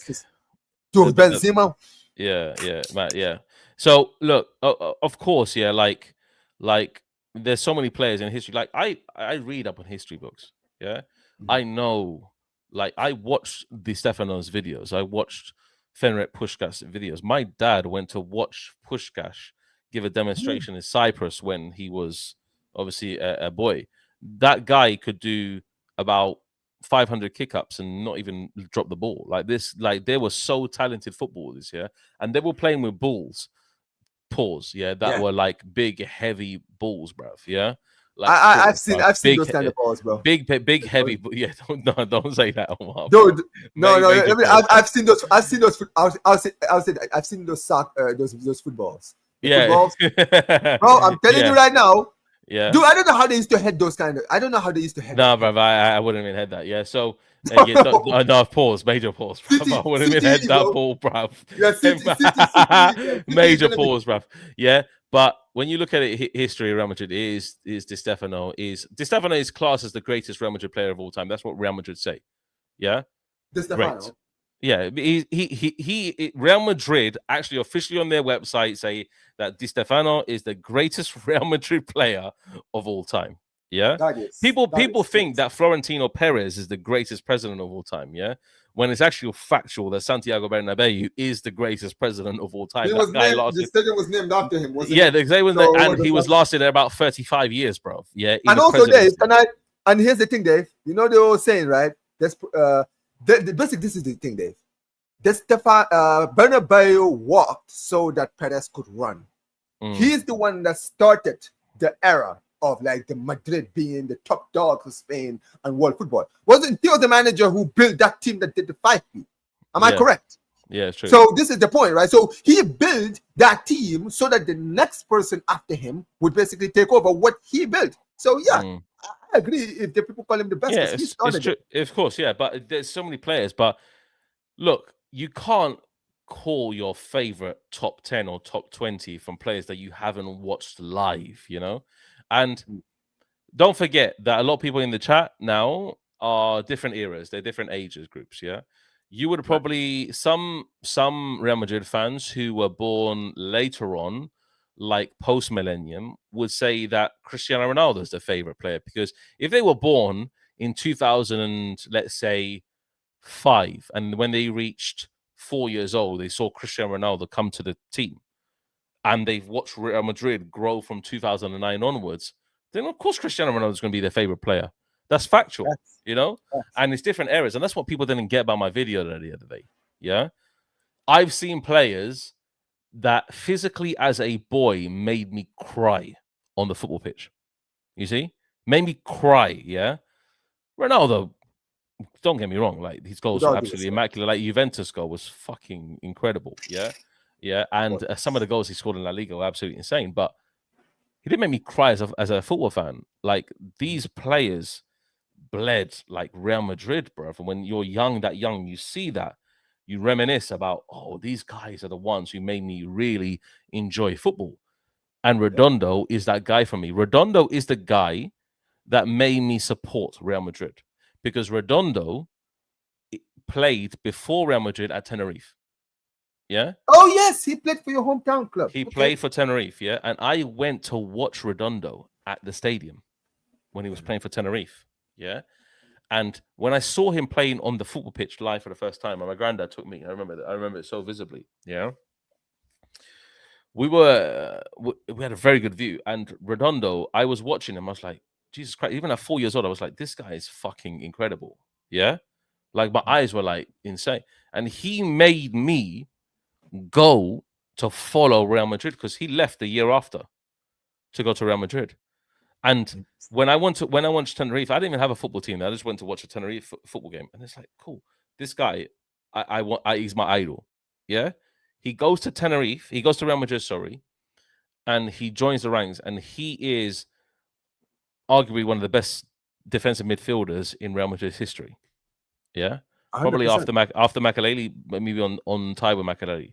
Yeah, I want everybody after this podcast to go and watch the Juve final, because Juve final is my very first Champions League that I watched. Yeah, properly. Yeah, that Real Madrid won. Yeah. I want everybody to go after and watch Juve versus Real Madrid. Yeah, in the Champions League final. Yeah. And trust me, when you have one singular guy bullying the whole of that Juventus team, I'm totally was. Woo, no, that Juventus team. Deschamps, Zidane, Davids, who else? Yeah, but the Champions League final. I remember Antonio Conte, Deschamps, and Zidane as a front. Let me see. So 97 team. Let me tell you, the 97, 98 team, because that's when Real Madrid won it. Yeah. Yeah, 1-0. Champions League final team. Juve, yeah, Juve team. Yeah. So the Juve team, I remember the Real Madrid team because I know Morientes, Raul, and Mijatovic up front. Yeah. They had Inzaghi up front. Yeah. Del Piero, Zidane, Deschamps, Edgar Davids, Pasotto Di Livio, very good players. Yeah. Giuliano Montero and Peruzzi, one of the best goalkeepers at the time for Italy. Antonio Peruzzi. Yeah. Crazy. Yeah. Real Madrid had Carlos, Hierro, Sanchez, Panucci. Panucci was excellent for Real Madrid, also right back. I forgot to mention him. Redondo, Karambur, Seedorf, Raul, Mijatovic, and Morientes. Yeah. Trust me. Yeah. The whole Juventus team got bullied by one guy, Redondo. Yeah, the guys, Zidane, in his prime. That was his prime, by the way, 97 to 98. Yeah, before he played the FIFA. Yeah, he won the World. He won the World Cup. Yeah, he won the World Cup. Yeah. Zidane got absolutely murked. Yeah, by Fernando Redondo after the match. Zidane was like, "Fuck this guy," but he's like, "I can't handle him." Yeah, this is Zizou. Yeah, about a player that can literally have the ball on the end of his shoestring. Yeah, so when people said after the Ballon d'Or celebration, this is my whole thing about the Ballon d'Or celebration about Yamal not winning it. That's why I really respect Yamal, and I don't really respect Dembele. Even though Dembele was classed as the best player, fair dues, he won the Ballon d'Or. Okay, yeah?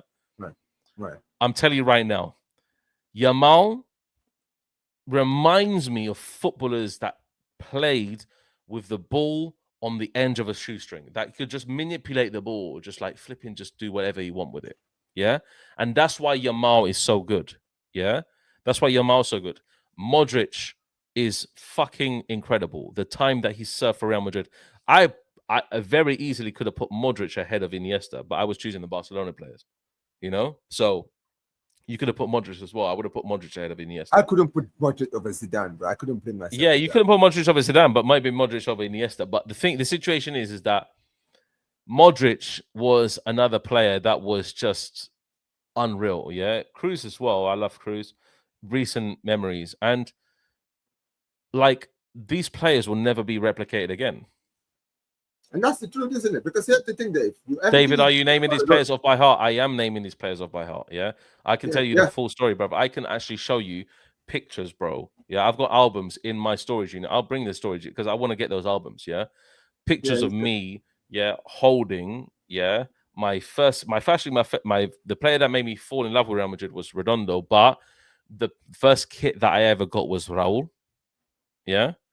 Yeah, and it's crazy. Like I've been through so many ups and downs with Real Madrid that people wouldn't even flipping know.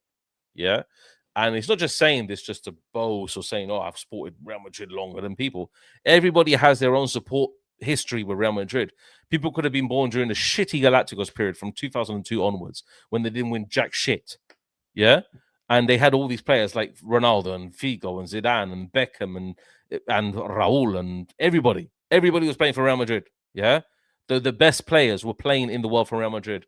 And we didn't win shit, mate. Yeah, because it was just individual. It was individual. The Bosque. That is the thing.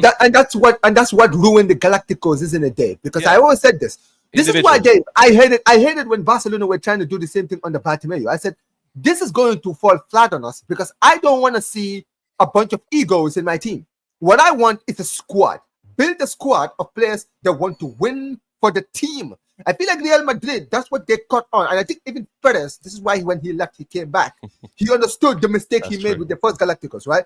He made the mistake of giving them too much power. And this time around, he was like, if I'm coming back, I'm not giving nobody power. I'm having most of the power here. I'm going to build a squad of players that want to play for Real Madrid. Not just the best players in the world, right? I'm gonna say though, recruiting Kaká and it's just he tried to do that, but then you know what it is? He didn't overdo it like he did the last time. Because the following year he brought Di Maria, Khedira, Ozil, and those guys. So let me tell you something. Yeah, Kaká is the player that I wanted to see most succeed at Real Madrid.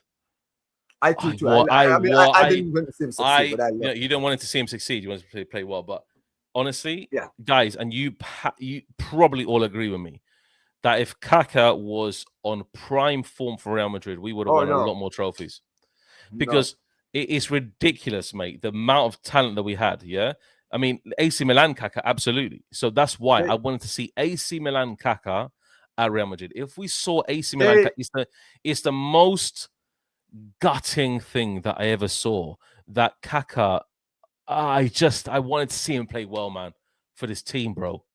I wanted him, bro. He's the most talented, one of the most talented players I've seen of all time. Dave, I remember when you signed Kaká, right? I remember thinking because it was still my memory was still fresh from like when they won the Champions League. Decent, but not the best. Right, when he was at the AC Milan that season, bro, when he was cooking, when he won the Ballon d'Or, when he absolutely cooked Manchester United Manchester United in the Champions League, right? I remember I was like, when you guys said, I was like, bro, this is a worrying signing. And then the week later, you broke it. I was like, bro, they got Cristiano and Kaká in the same team, bro. You just signed the last two Ballon d'Or winners, bro, at the same time. Yeah. Oh my god, bro! I'm not gonna lie to you, bro. I was sweating. I couldn't even bring it up. I couldn't even. Yeah. So I remember my dad. I was with my dad. Right? I told my dad, I was like, Dad, this is a problem, bro. Kaká alone would have been a problem. We are gonna have Kaká and Cristiano Ronaldo to deal with in the next Clasico.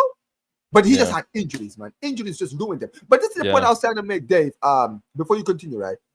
You see the feeling you have on Redondo is the same feeling I had on Ronaldinho. I said this about Ronaldinho. I wouldn't be a football fan if it wasn't for that guy. I'm American, bro. Here, soccer is not the biggest sport, right? But dude, it was, I always say this, bro. For me, being a football fan, it was love at first sight, bro. That first time, bro, I remember I went to Gambia, when I was in Gambia, right? the first time I ever watched football, right, was when Gambia were hosting the under-20 African tournament in the country. It was like the biggest deal because Gambia don't host that kind of big tournaments, right? We were hosting it. I went to watch a game, and dude, it was nuts. And since then, I was like hooked, bro, by the atmosphere and everything else. You understand what I mean, right? That was in 2005, Dave. In that same year, Gambia won the under-17 World Cup and went to the World Cup, FIFA World Cup in Peru. Our first game was against Brazil, the almighty Brazil, and we beat them 3-1, bro. You can imagine how nuts this was, bro. How nuts this was to me. This was like the greatest upset. And then that same time, I got to watch El Clasico, the famous El Clasico game. And let me tell you something, Dave. I was watching football before I saw Ronaldinho, but I wasn't really hooked into football, right? I watched the 2005 Champions League final against Liverpool. That was that game. I've always said to people, I was like, bro, people always remember that game from videos. I can say I actually watched that game with my 2 eyes. I remember how crazy that was watching it live, but it was much more insane. But Ronaldinho, when I tell you, bro, Dave, the moment I saw Ronaldinho, bro, I knew, bro, I got 3-0. 3-0. I fell in love. At the Bernabeu. Dude, I fell in love with football after I saw Ronaldinho, bro. This brother, the way, you know how he just looked like this player, right? He just played Samba. with the love of it. Bro, I'm telling you, Dave, I never saw football as fun as I saw Ronaldinho on the ball, bro. This brother made football look not even from beautiful. Messi and CR7, let's be honest. No, I'm telling you, Dave, this is what I mean. Those guys, they make you think, oh my God, this is incredible. But you look at that and you're just like, bro, these guys are just anomalies. Ronaldinho, you just sat down. I said it to people one time. I said, you know what this is with Ronaldinho? Ronaldinho is the definition of a player. He's the only player I've seen in my lifetime, or maybe Messi, who you would just pay just to watch them play. You don't even care what the result is going to be. Just Ronaldinho on the ball, bro. Just entertain me, bro. I just want to be entertained. That's what Ronaldinho made. And that's why I became a Barca fan. And when I got to see Messi, when I got to see Iniesta, Xavi, I was like, bro, I picked the right team. I picked the right team. Because I was like, bro, that era, bro, I was supporting Barca at the era when we would just had ballers, bro. Yeah. And this is why just like you, Dave, and this is why just like you, and this is the last thing I'm gonna say. This is why just like you, I'm an eye test kind of guy. People can always tell me, oh, Omar, look at this guy's GA, GA that. Bro, I'm gonna be very honest. I'm not from the GA era. I am from the watch him with your own 2 eyes and see what he's doing on the pitch kind of guy. Yeah. Right? So yeah, that's what I wanted to say. But exactly. And big up to Will for the raid. Yeah, big up Will. It's just, and make sure you stay tuned. It's football case tonight, isn't it? 10 o'clock. Yeah, it's tonight. Yeah.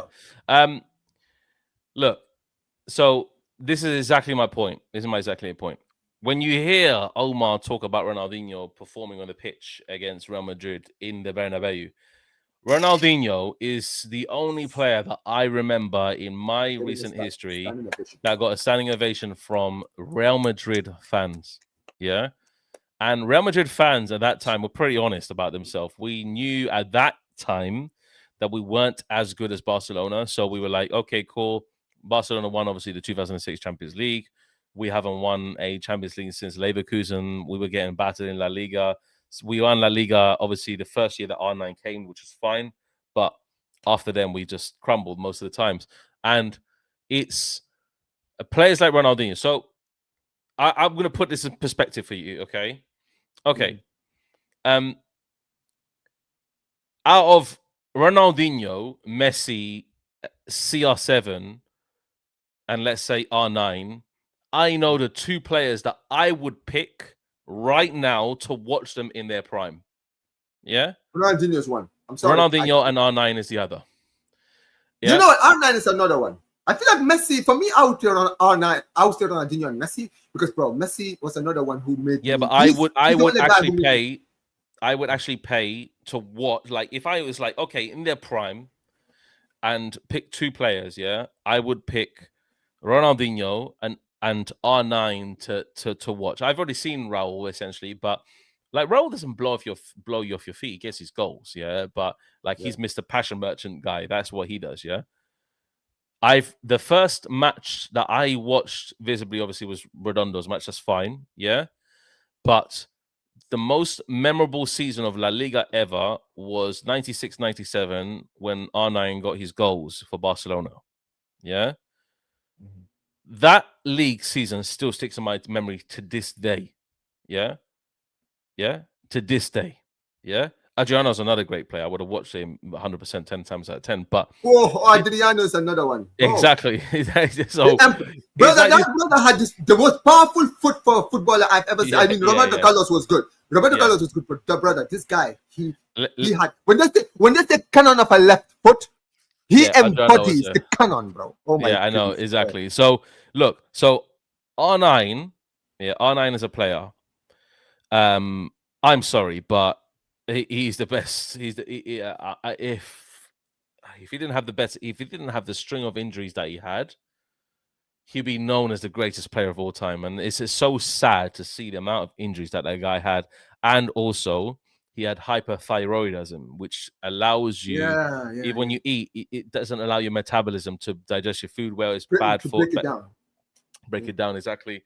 And essentially, he got very, very fat. Yeah, and people call him Fat Ronaldo. His condition, whatever, like you can just call it whatever. You can call him Fat Ronaldo. Yeah, I tell you what. Yeah, Fat Ronaldo destroyed one of the best Man United teams by himself. Yeah, it was crazy. The Old Trafford game. Exactly. Old Trafford 2003. So the last standing ovation properly I saw was Juventus standing up for Cristiano Ronaldo. Yes. Yeah, which was, in my memory, his best game of all time. Yeah, the best game that he's ever had in a Real Madrid t-shirt. Yeah, that blue. You can, guys in the chat, you can visualize the shirt, that turquoise blue Real Madrid kit. Yeah, against Juventus. Yeah. You can envision it. Yeah, you can envision it. Yeah, forget the final against Juventus. Yeah, that match against Juventus. Yeah, Ronaldo, unflipping real. Cristiano Ronaldo, unreal, unfucking playable. Yeah, people can vision it. Yeah, so these are the memories that you have as football fans. But R9 gave me that every week. It's facts. And you know what, when he played for Inter, I saw him every week give me that, every single week. That excitement watching football. And this is the thing, Dave, right? This is why when people always say this about R9, this is why people always put him in the autumn list. Because if it wasn't for his injuries, Dave, he would be considered, he would have been a three-man conversation. Yeah. It would have never been just Messi around. It would have been R9, Messi, and Cristiano right now in this. It would have been, because let's be clear here. This brother was the most injured. This guy was injury prone like crazy. And this is the crazy thing. Even despite his injury proneness, when he was fit, brother, nobody was doing anything. Look, Thierry Henry, like somebody put Thierry Henry in terms of R9, the same in football abilities. Henry was another anomaly. That guy was fucking nuts, bro. He was Mbappe. He was Mbappe, Dave. Call it for what it is. No, but he was Mbappe with just tech sublime, like that much level, yeah. That's why I said that's why I use Mbappe as a point, because I feel like Mbappe is the closest thing people can, the one I can use to kind of. Yeah, but Thierry Henry he's miles better than Mbappe. I'm not gonna lie, yeah. Somebody said, and obviously to wrap up on my just one of the last points, we're rambling on. Maradona slander. Somebody Bulaini said that Maradona slander is mad. Yeah. We're not slandering Maradona. Yeah, we never watched Maradona in his prime, which can be understandable. And this is what, again, I talk about football eras. And I talk about football eras going from era to era. You can't really just determine Maradona. I never watched him play to his best ability. Yeah, you've seen videos of him, you've seen comps. But when you watch matches for full length, it's different. You see the impact a player has. Yeah. And let me tell you the difference between R9 and a lot of defenders. I know Cristiano Ronaldo started in 2004 essentially as well, and he played likes of Maldini, but he played likes of Maldini and Nesta and so forth towards the latter stages of the career. Yeah, R9 played Maldini, Cannavaro, Nesta. Just a string of Italian defenders that are just absolutely ridiculous. Yeah, in a Serie A time that was unbelievable to watch football. So you can't really compare the eras. But let me tell you something. Yeah, the video the other day that I launched, and I said Ronaldo is the GOAT overall because of what he's done in every single aspect of his life. Yeah, football, everything. Like to build to over a billion in football, it just is crazy, ludicrous. Yeah, this guy is the LeBron James of flipping football. Yeah, that's what you compare him. Yeah, he is the LeBron James of football because LeBron James is a billionaire as well. Yeah, MJ also, but if you compare MJ will be like, for example, Messi? like, yeah, you could probably put, but like somebody before, like in that era where MJ in the 90s, and the only one You that know can what? I will compare, be honest, Dave. I would probably say Cristiano is more of the MJ as far as influence, yeah, right? okay, but yeah, Cristiano, I feel like maybe, he's the maybe, MJ. yeah, maybe, but Cristiano Ronaldo is the GOAT, yeah, but the reason I didn't put him in my top 10 personal is because of all these reasons that I mentioned.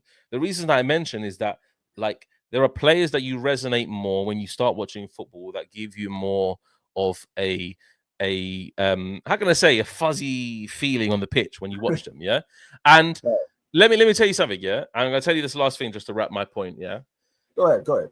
My best friend is a Man United fan, yeah, and he watched the video and he said, It's not David, advanced, is it? no, Is it's it not not Rents. advanced, No, is it? no, it's not Rents. Yeah. He said, David, you are fucking crazy. Yeah. And I said, why? I said, you didn't put CR7 in your top 10 personal. I said, okay, cool. Is CR7? I said to him, yeah, he's a 90s Man United fan. He went to school with me, grew up together, we grew up in Kennington together in London. Yeah. Right. And that's where Sancho's from. Sancho's from Kennington. So basically, I said to him, okay, would you put CR7 in your top 10? And he said, yeah, I would. Okay, cool. And I know him. Yeah, personally. And I said, no, you fucking wouldn't. Yeah. Because he's a 90s Man United fan. Yeah. He's a 90s Man United fan. And I said, okay, cool. Your top 10, and I know you off by heart. Your top 10 is Dwight York, Andy Cole, Teddy Sheringham, Roy Keane, yeah, Scholesy, Giggsy, Dennis Irwin, Yap Stam, yeah. I would say probably later on, maybe Rooney and maybe Cantona, yeah, as top 10. And he said, actually, David, you know what? Don't put too hard. You're right, bruv. Yeah, Yeah. he And did. I said, the reason being is because he's a 90s football is different. Is different from now. Now the game has become, how can I say, the game's become less technical, more pace and power, And and GA orientated. GA orientated. When we watch football just purely for entertainment, that's what we did before. Yeah, football is a workings man sport. Now it's not. Mm-hmm. Now you pay £200-300 to go and fucking see a game. I paid to go and see Mallorca in total, including flights and the tickets. Yeah, get this, €680. Damn. €680 to go and watch Mallorca at home. 6. You fucking kidding me? Yeah, when before nothing, peanuts. You had to go and watch Real Madrid play. Yeah, football is just it's fifth. So it's money orientated now. So when you watch football before, it's purely for entertainment purposes.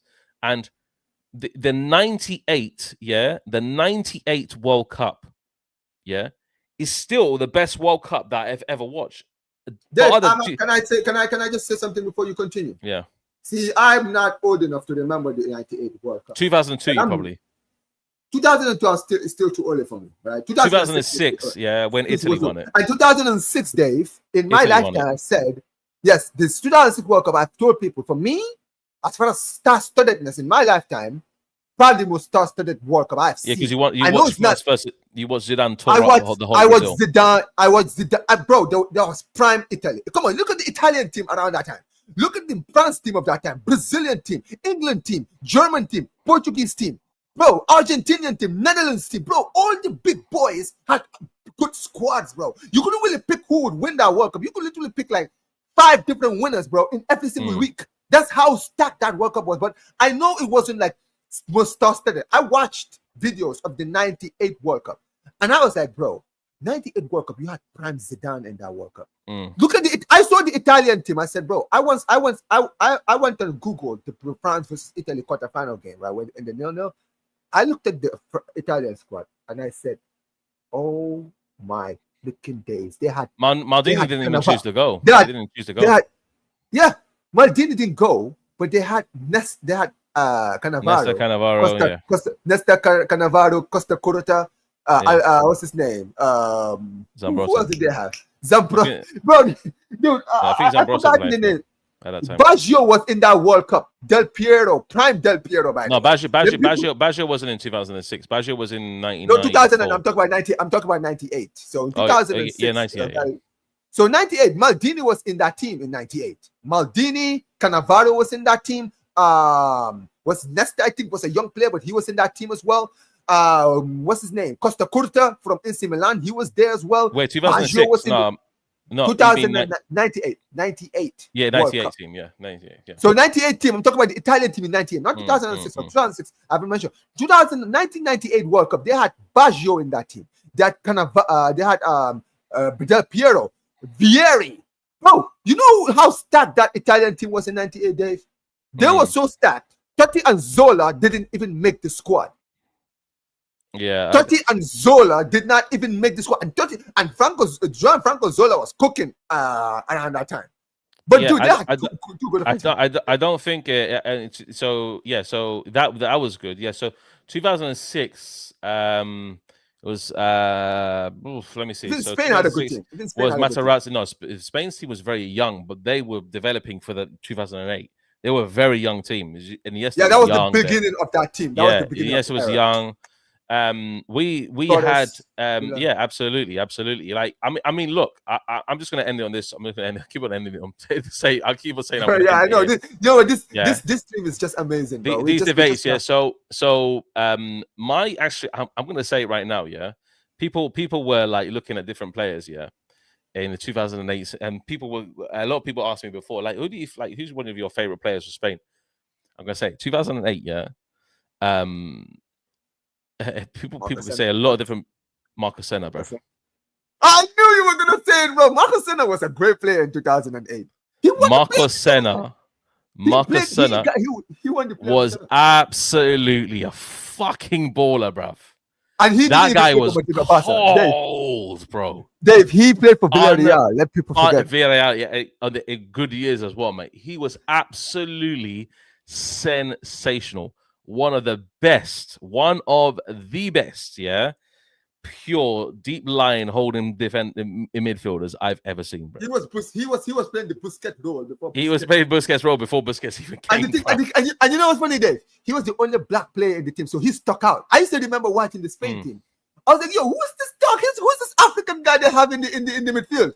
Dude, this guy was cooking everybody. I was like, yeah, yo! And he won the tournament player of the tournament in that. Yeah, he was. I was buzzing, bro. He was that insane. Yeah. Because the thing is, I was thinking the 2010 World Cup, bro, because I think he was part of the team, but he didn't start. Am I correct? Yeah. I think he was part of the team that won the World Cup in 2010. Yeah, yeah, they said we need to make HMRC, which is the English tax revenue.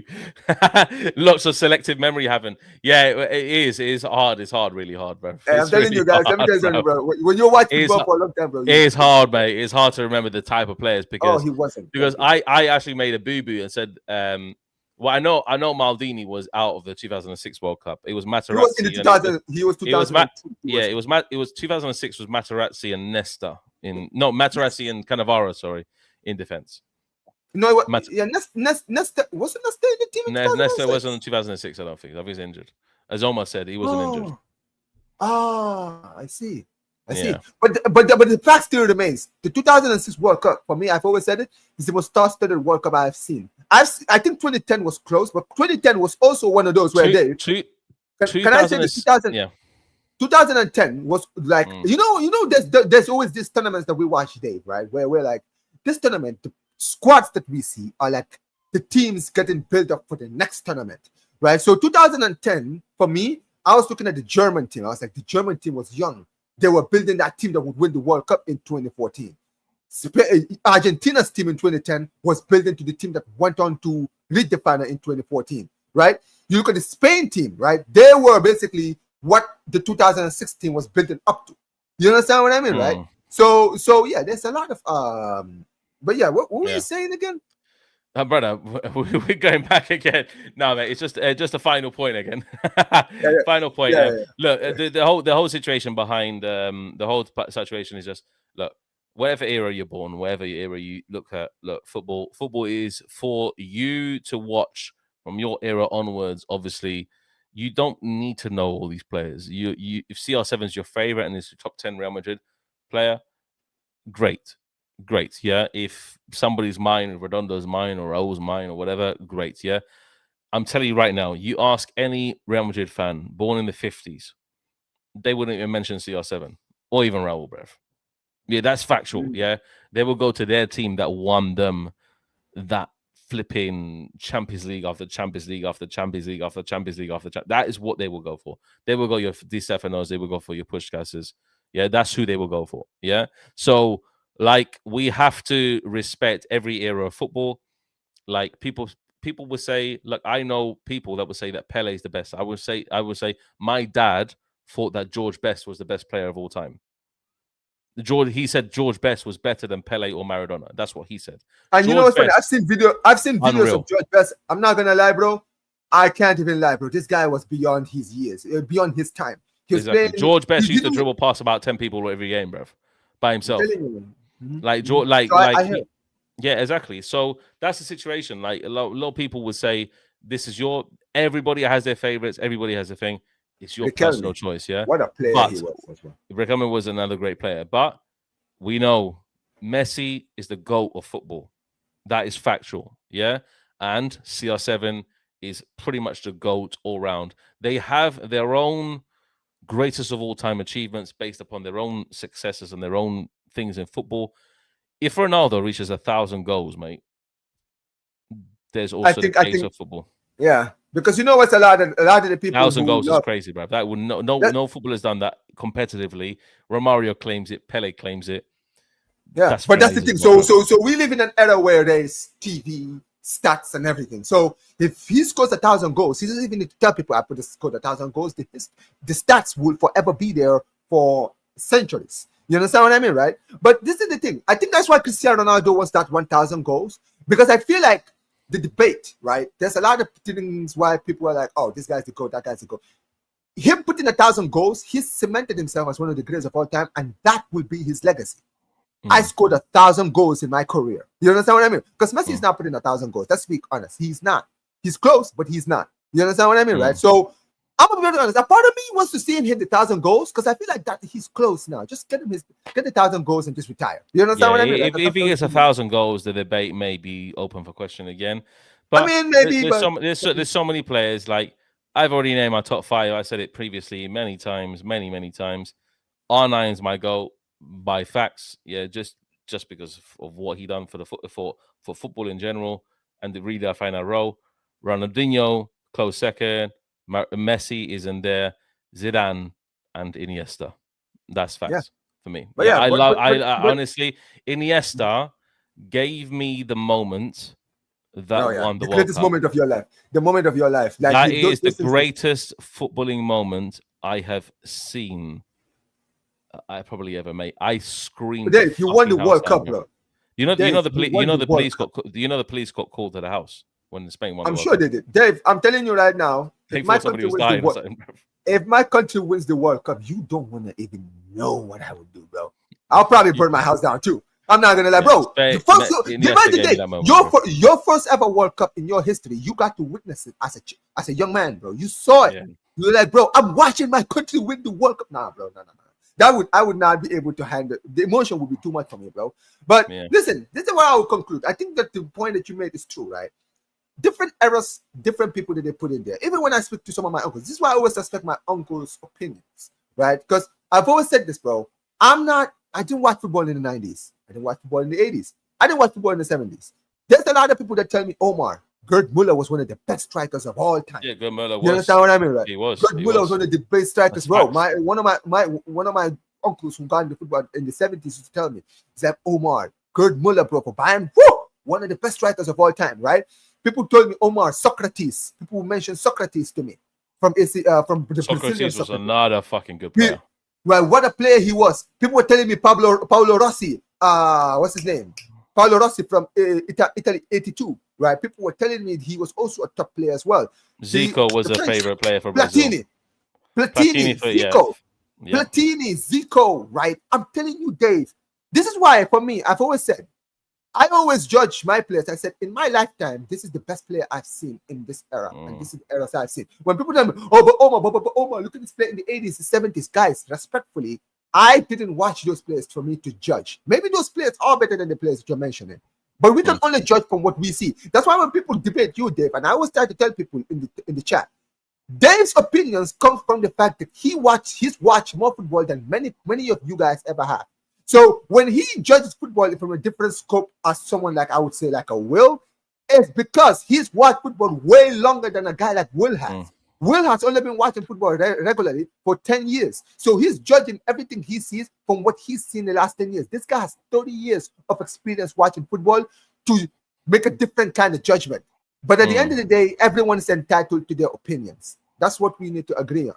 You feel me? Yeah, true. Yeah, so, and that's true. And the final thing I just want to end on is that, look, people can have their players, they can have their favorites, and you can stick to that. That's fine. You can stick to that, and everybody will have their favorites. Some people, like Will's, one of his favorite players is James Rodriguez, mate, and like exactly, he's such like he was great, very very good at especially for Colombia in that World Cup. I remember really really good. And like honestly, like unreal, like such a great player, and fine, you know, James Rodriguez can be in your top 5. That's great, but some people, like some football fans older than me, look, if I asked a Global Madridista who's his top 10 Real Madrid players, anybody who watches Global Madridista, go in his videos and ask him who is his top 10 favorite personal Real Madrid players of all time. Maybe he does put CR7 in there, but he will put players in there that I haven't even mentioned, that I don't even know, because this guy has been watching football much longer. He's a socio for Real Madrid. He's been watching football for such a long time, and I do respect him on that. Sometimes, obviously, his points sometimes can do my nutting a bit, but he's been watching football for such a long time, much longer than me. Yeah, and he knows Real Madrid players that I wouldn't even dream of watching. Dave, I'm gonna say this now, right? Last thing I'm gonna say. I have an uncle of mine who's a Liverpool fan. Yeah. He's been watching Liverpool religiously since the 80s. Yeah, when I speak to him about football, he likes Salah and Mane and all these guys, but he always tells me, Omar, with all due respect to those players will never lace the boots of the players I've seen in the 80s. Brother, this guy was calling player. He told me, Omar, Ian Rush was one of the best players I've ever seen in my life. Yeah. Kenny Dalglish, dude. No one in this Liverpool team talked to Kenny Dalglish. They were telling me about John. He was telling me about John Barnes. John Barnes is one of the best players of all time. That is my point. He was like, Omar, let me tell you something. The 80s Liverpool team. This Liverpool team cannot talk to the 80s team. Never. That team was on another level. And this is why I've always said this. For me, I've heard people tell me, even people, because he's not the only one that told me this. I've watched, or talked to my other uncles who've been watching football in the 80s. They tell me the same thing. They tell me, Omar, Maradona is as good as Messi and Ronaldo. He's in the conversation. I don't know. I didn't watch prime Maradona. I've seen videos of his World Cup years, but I don't remember his Napoli years. I don't remember any of that. So I can't judge. But what I do know is this. Maradona did a lot of miracles. He won the World Cup, and he took a Napoli team that were mid-table relegation to the top tier, the top echelons of Italian football in a time when Italy was the best league in the world. So yeah, it is what it is. But listen, and that is the last team that is it cousin? You said cousin? Yeah. Oh yeah, your cousin. He would have watched the last time that Real Madrid lost the Champions League final in 1981. Cool. Liverpool. Oh, really? You guys lost too? That's the last time we lost a European Cup final against Liverpool, 1-0. I remember you guys never lost. But I know the history. You guys lost. I didn't even know you guys lost a Champions League. Yeah, that's the last time we won a European Cup, as known then, or Champions League final. And they had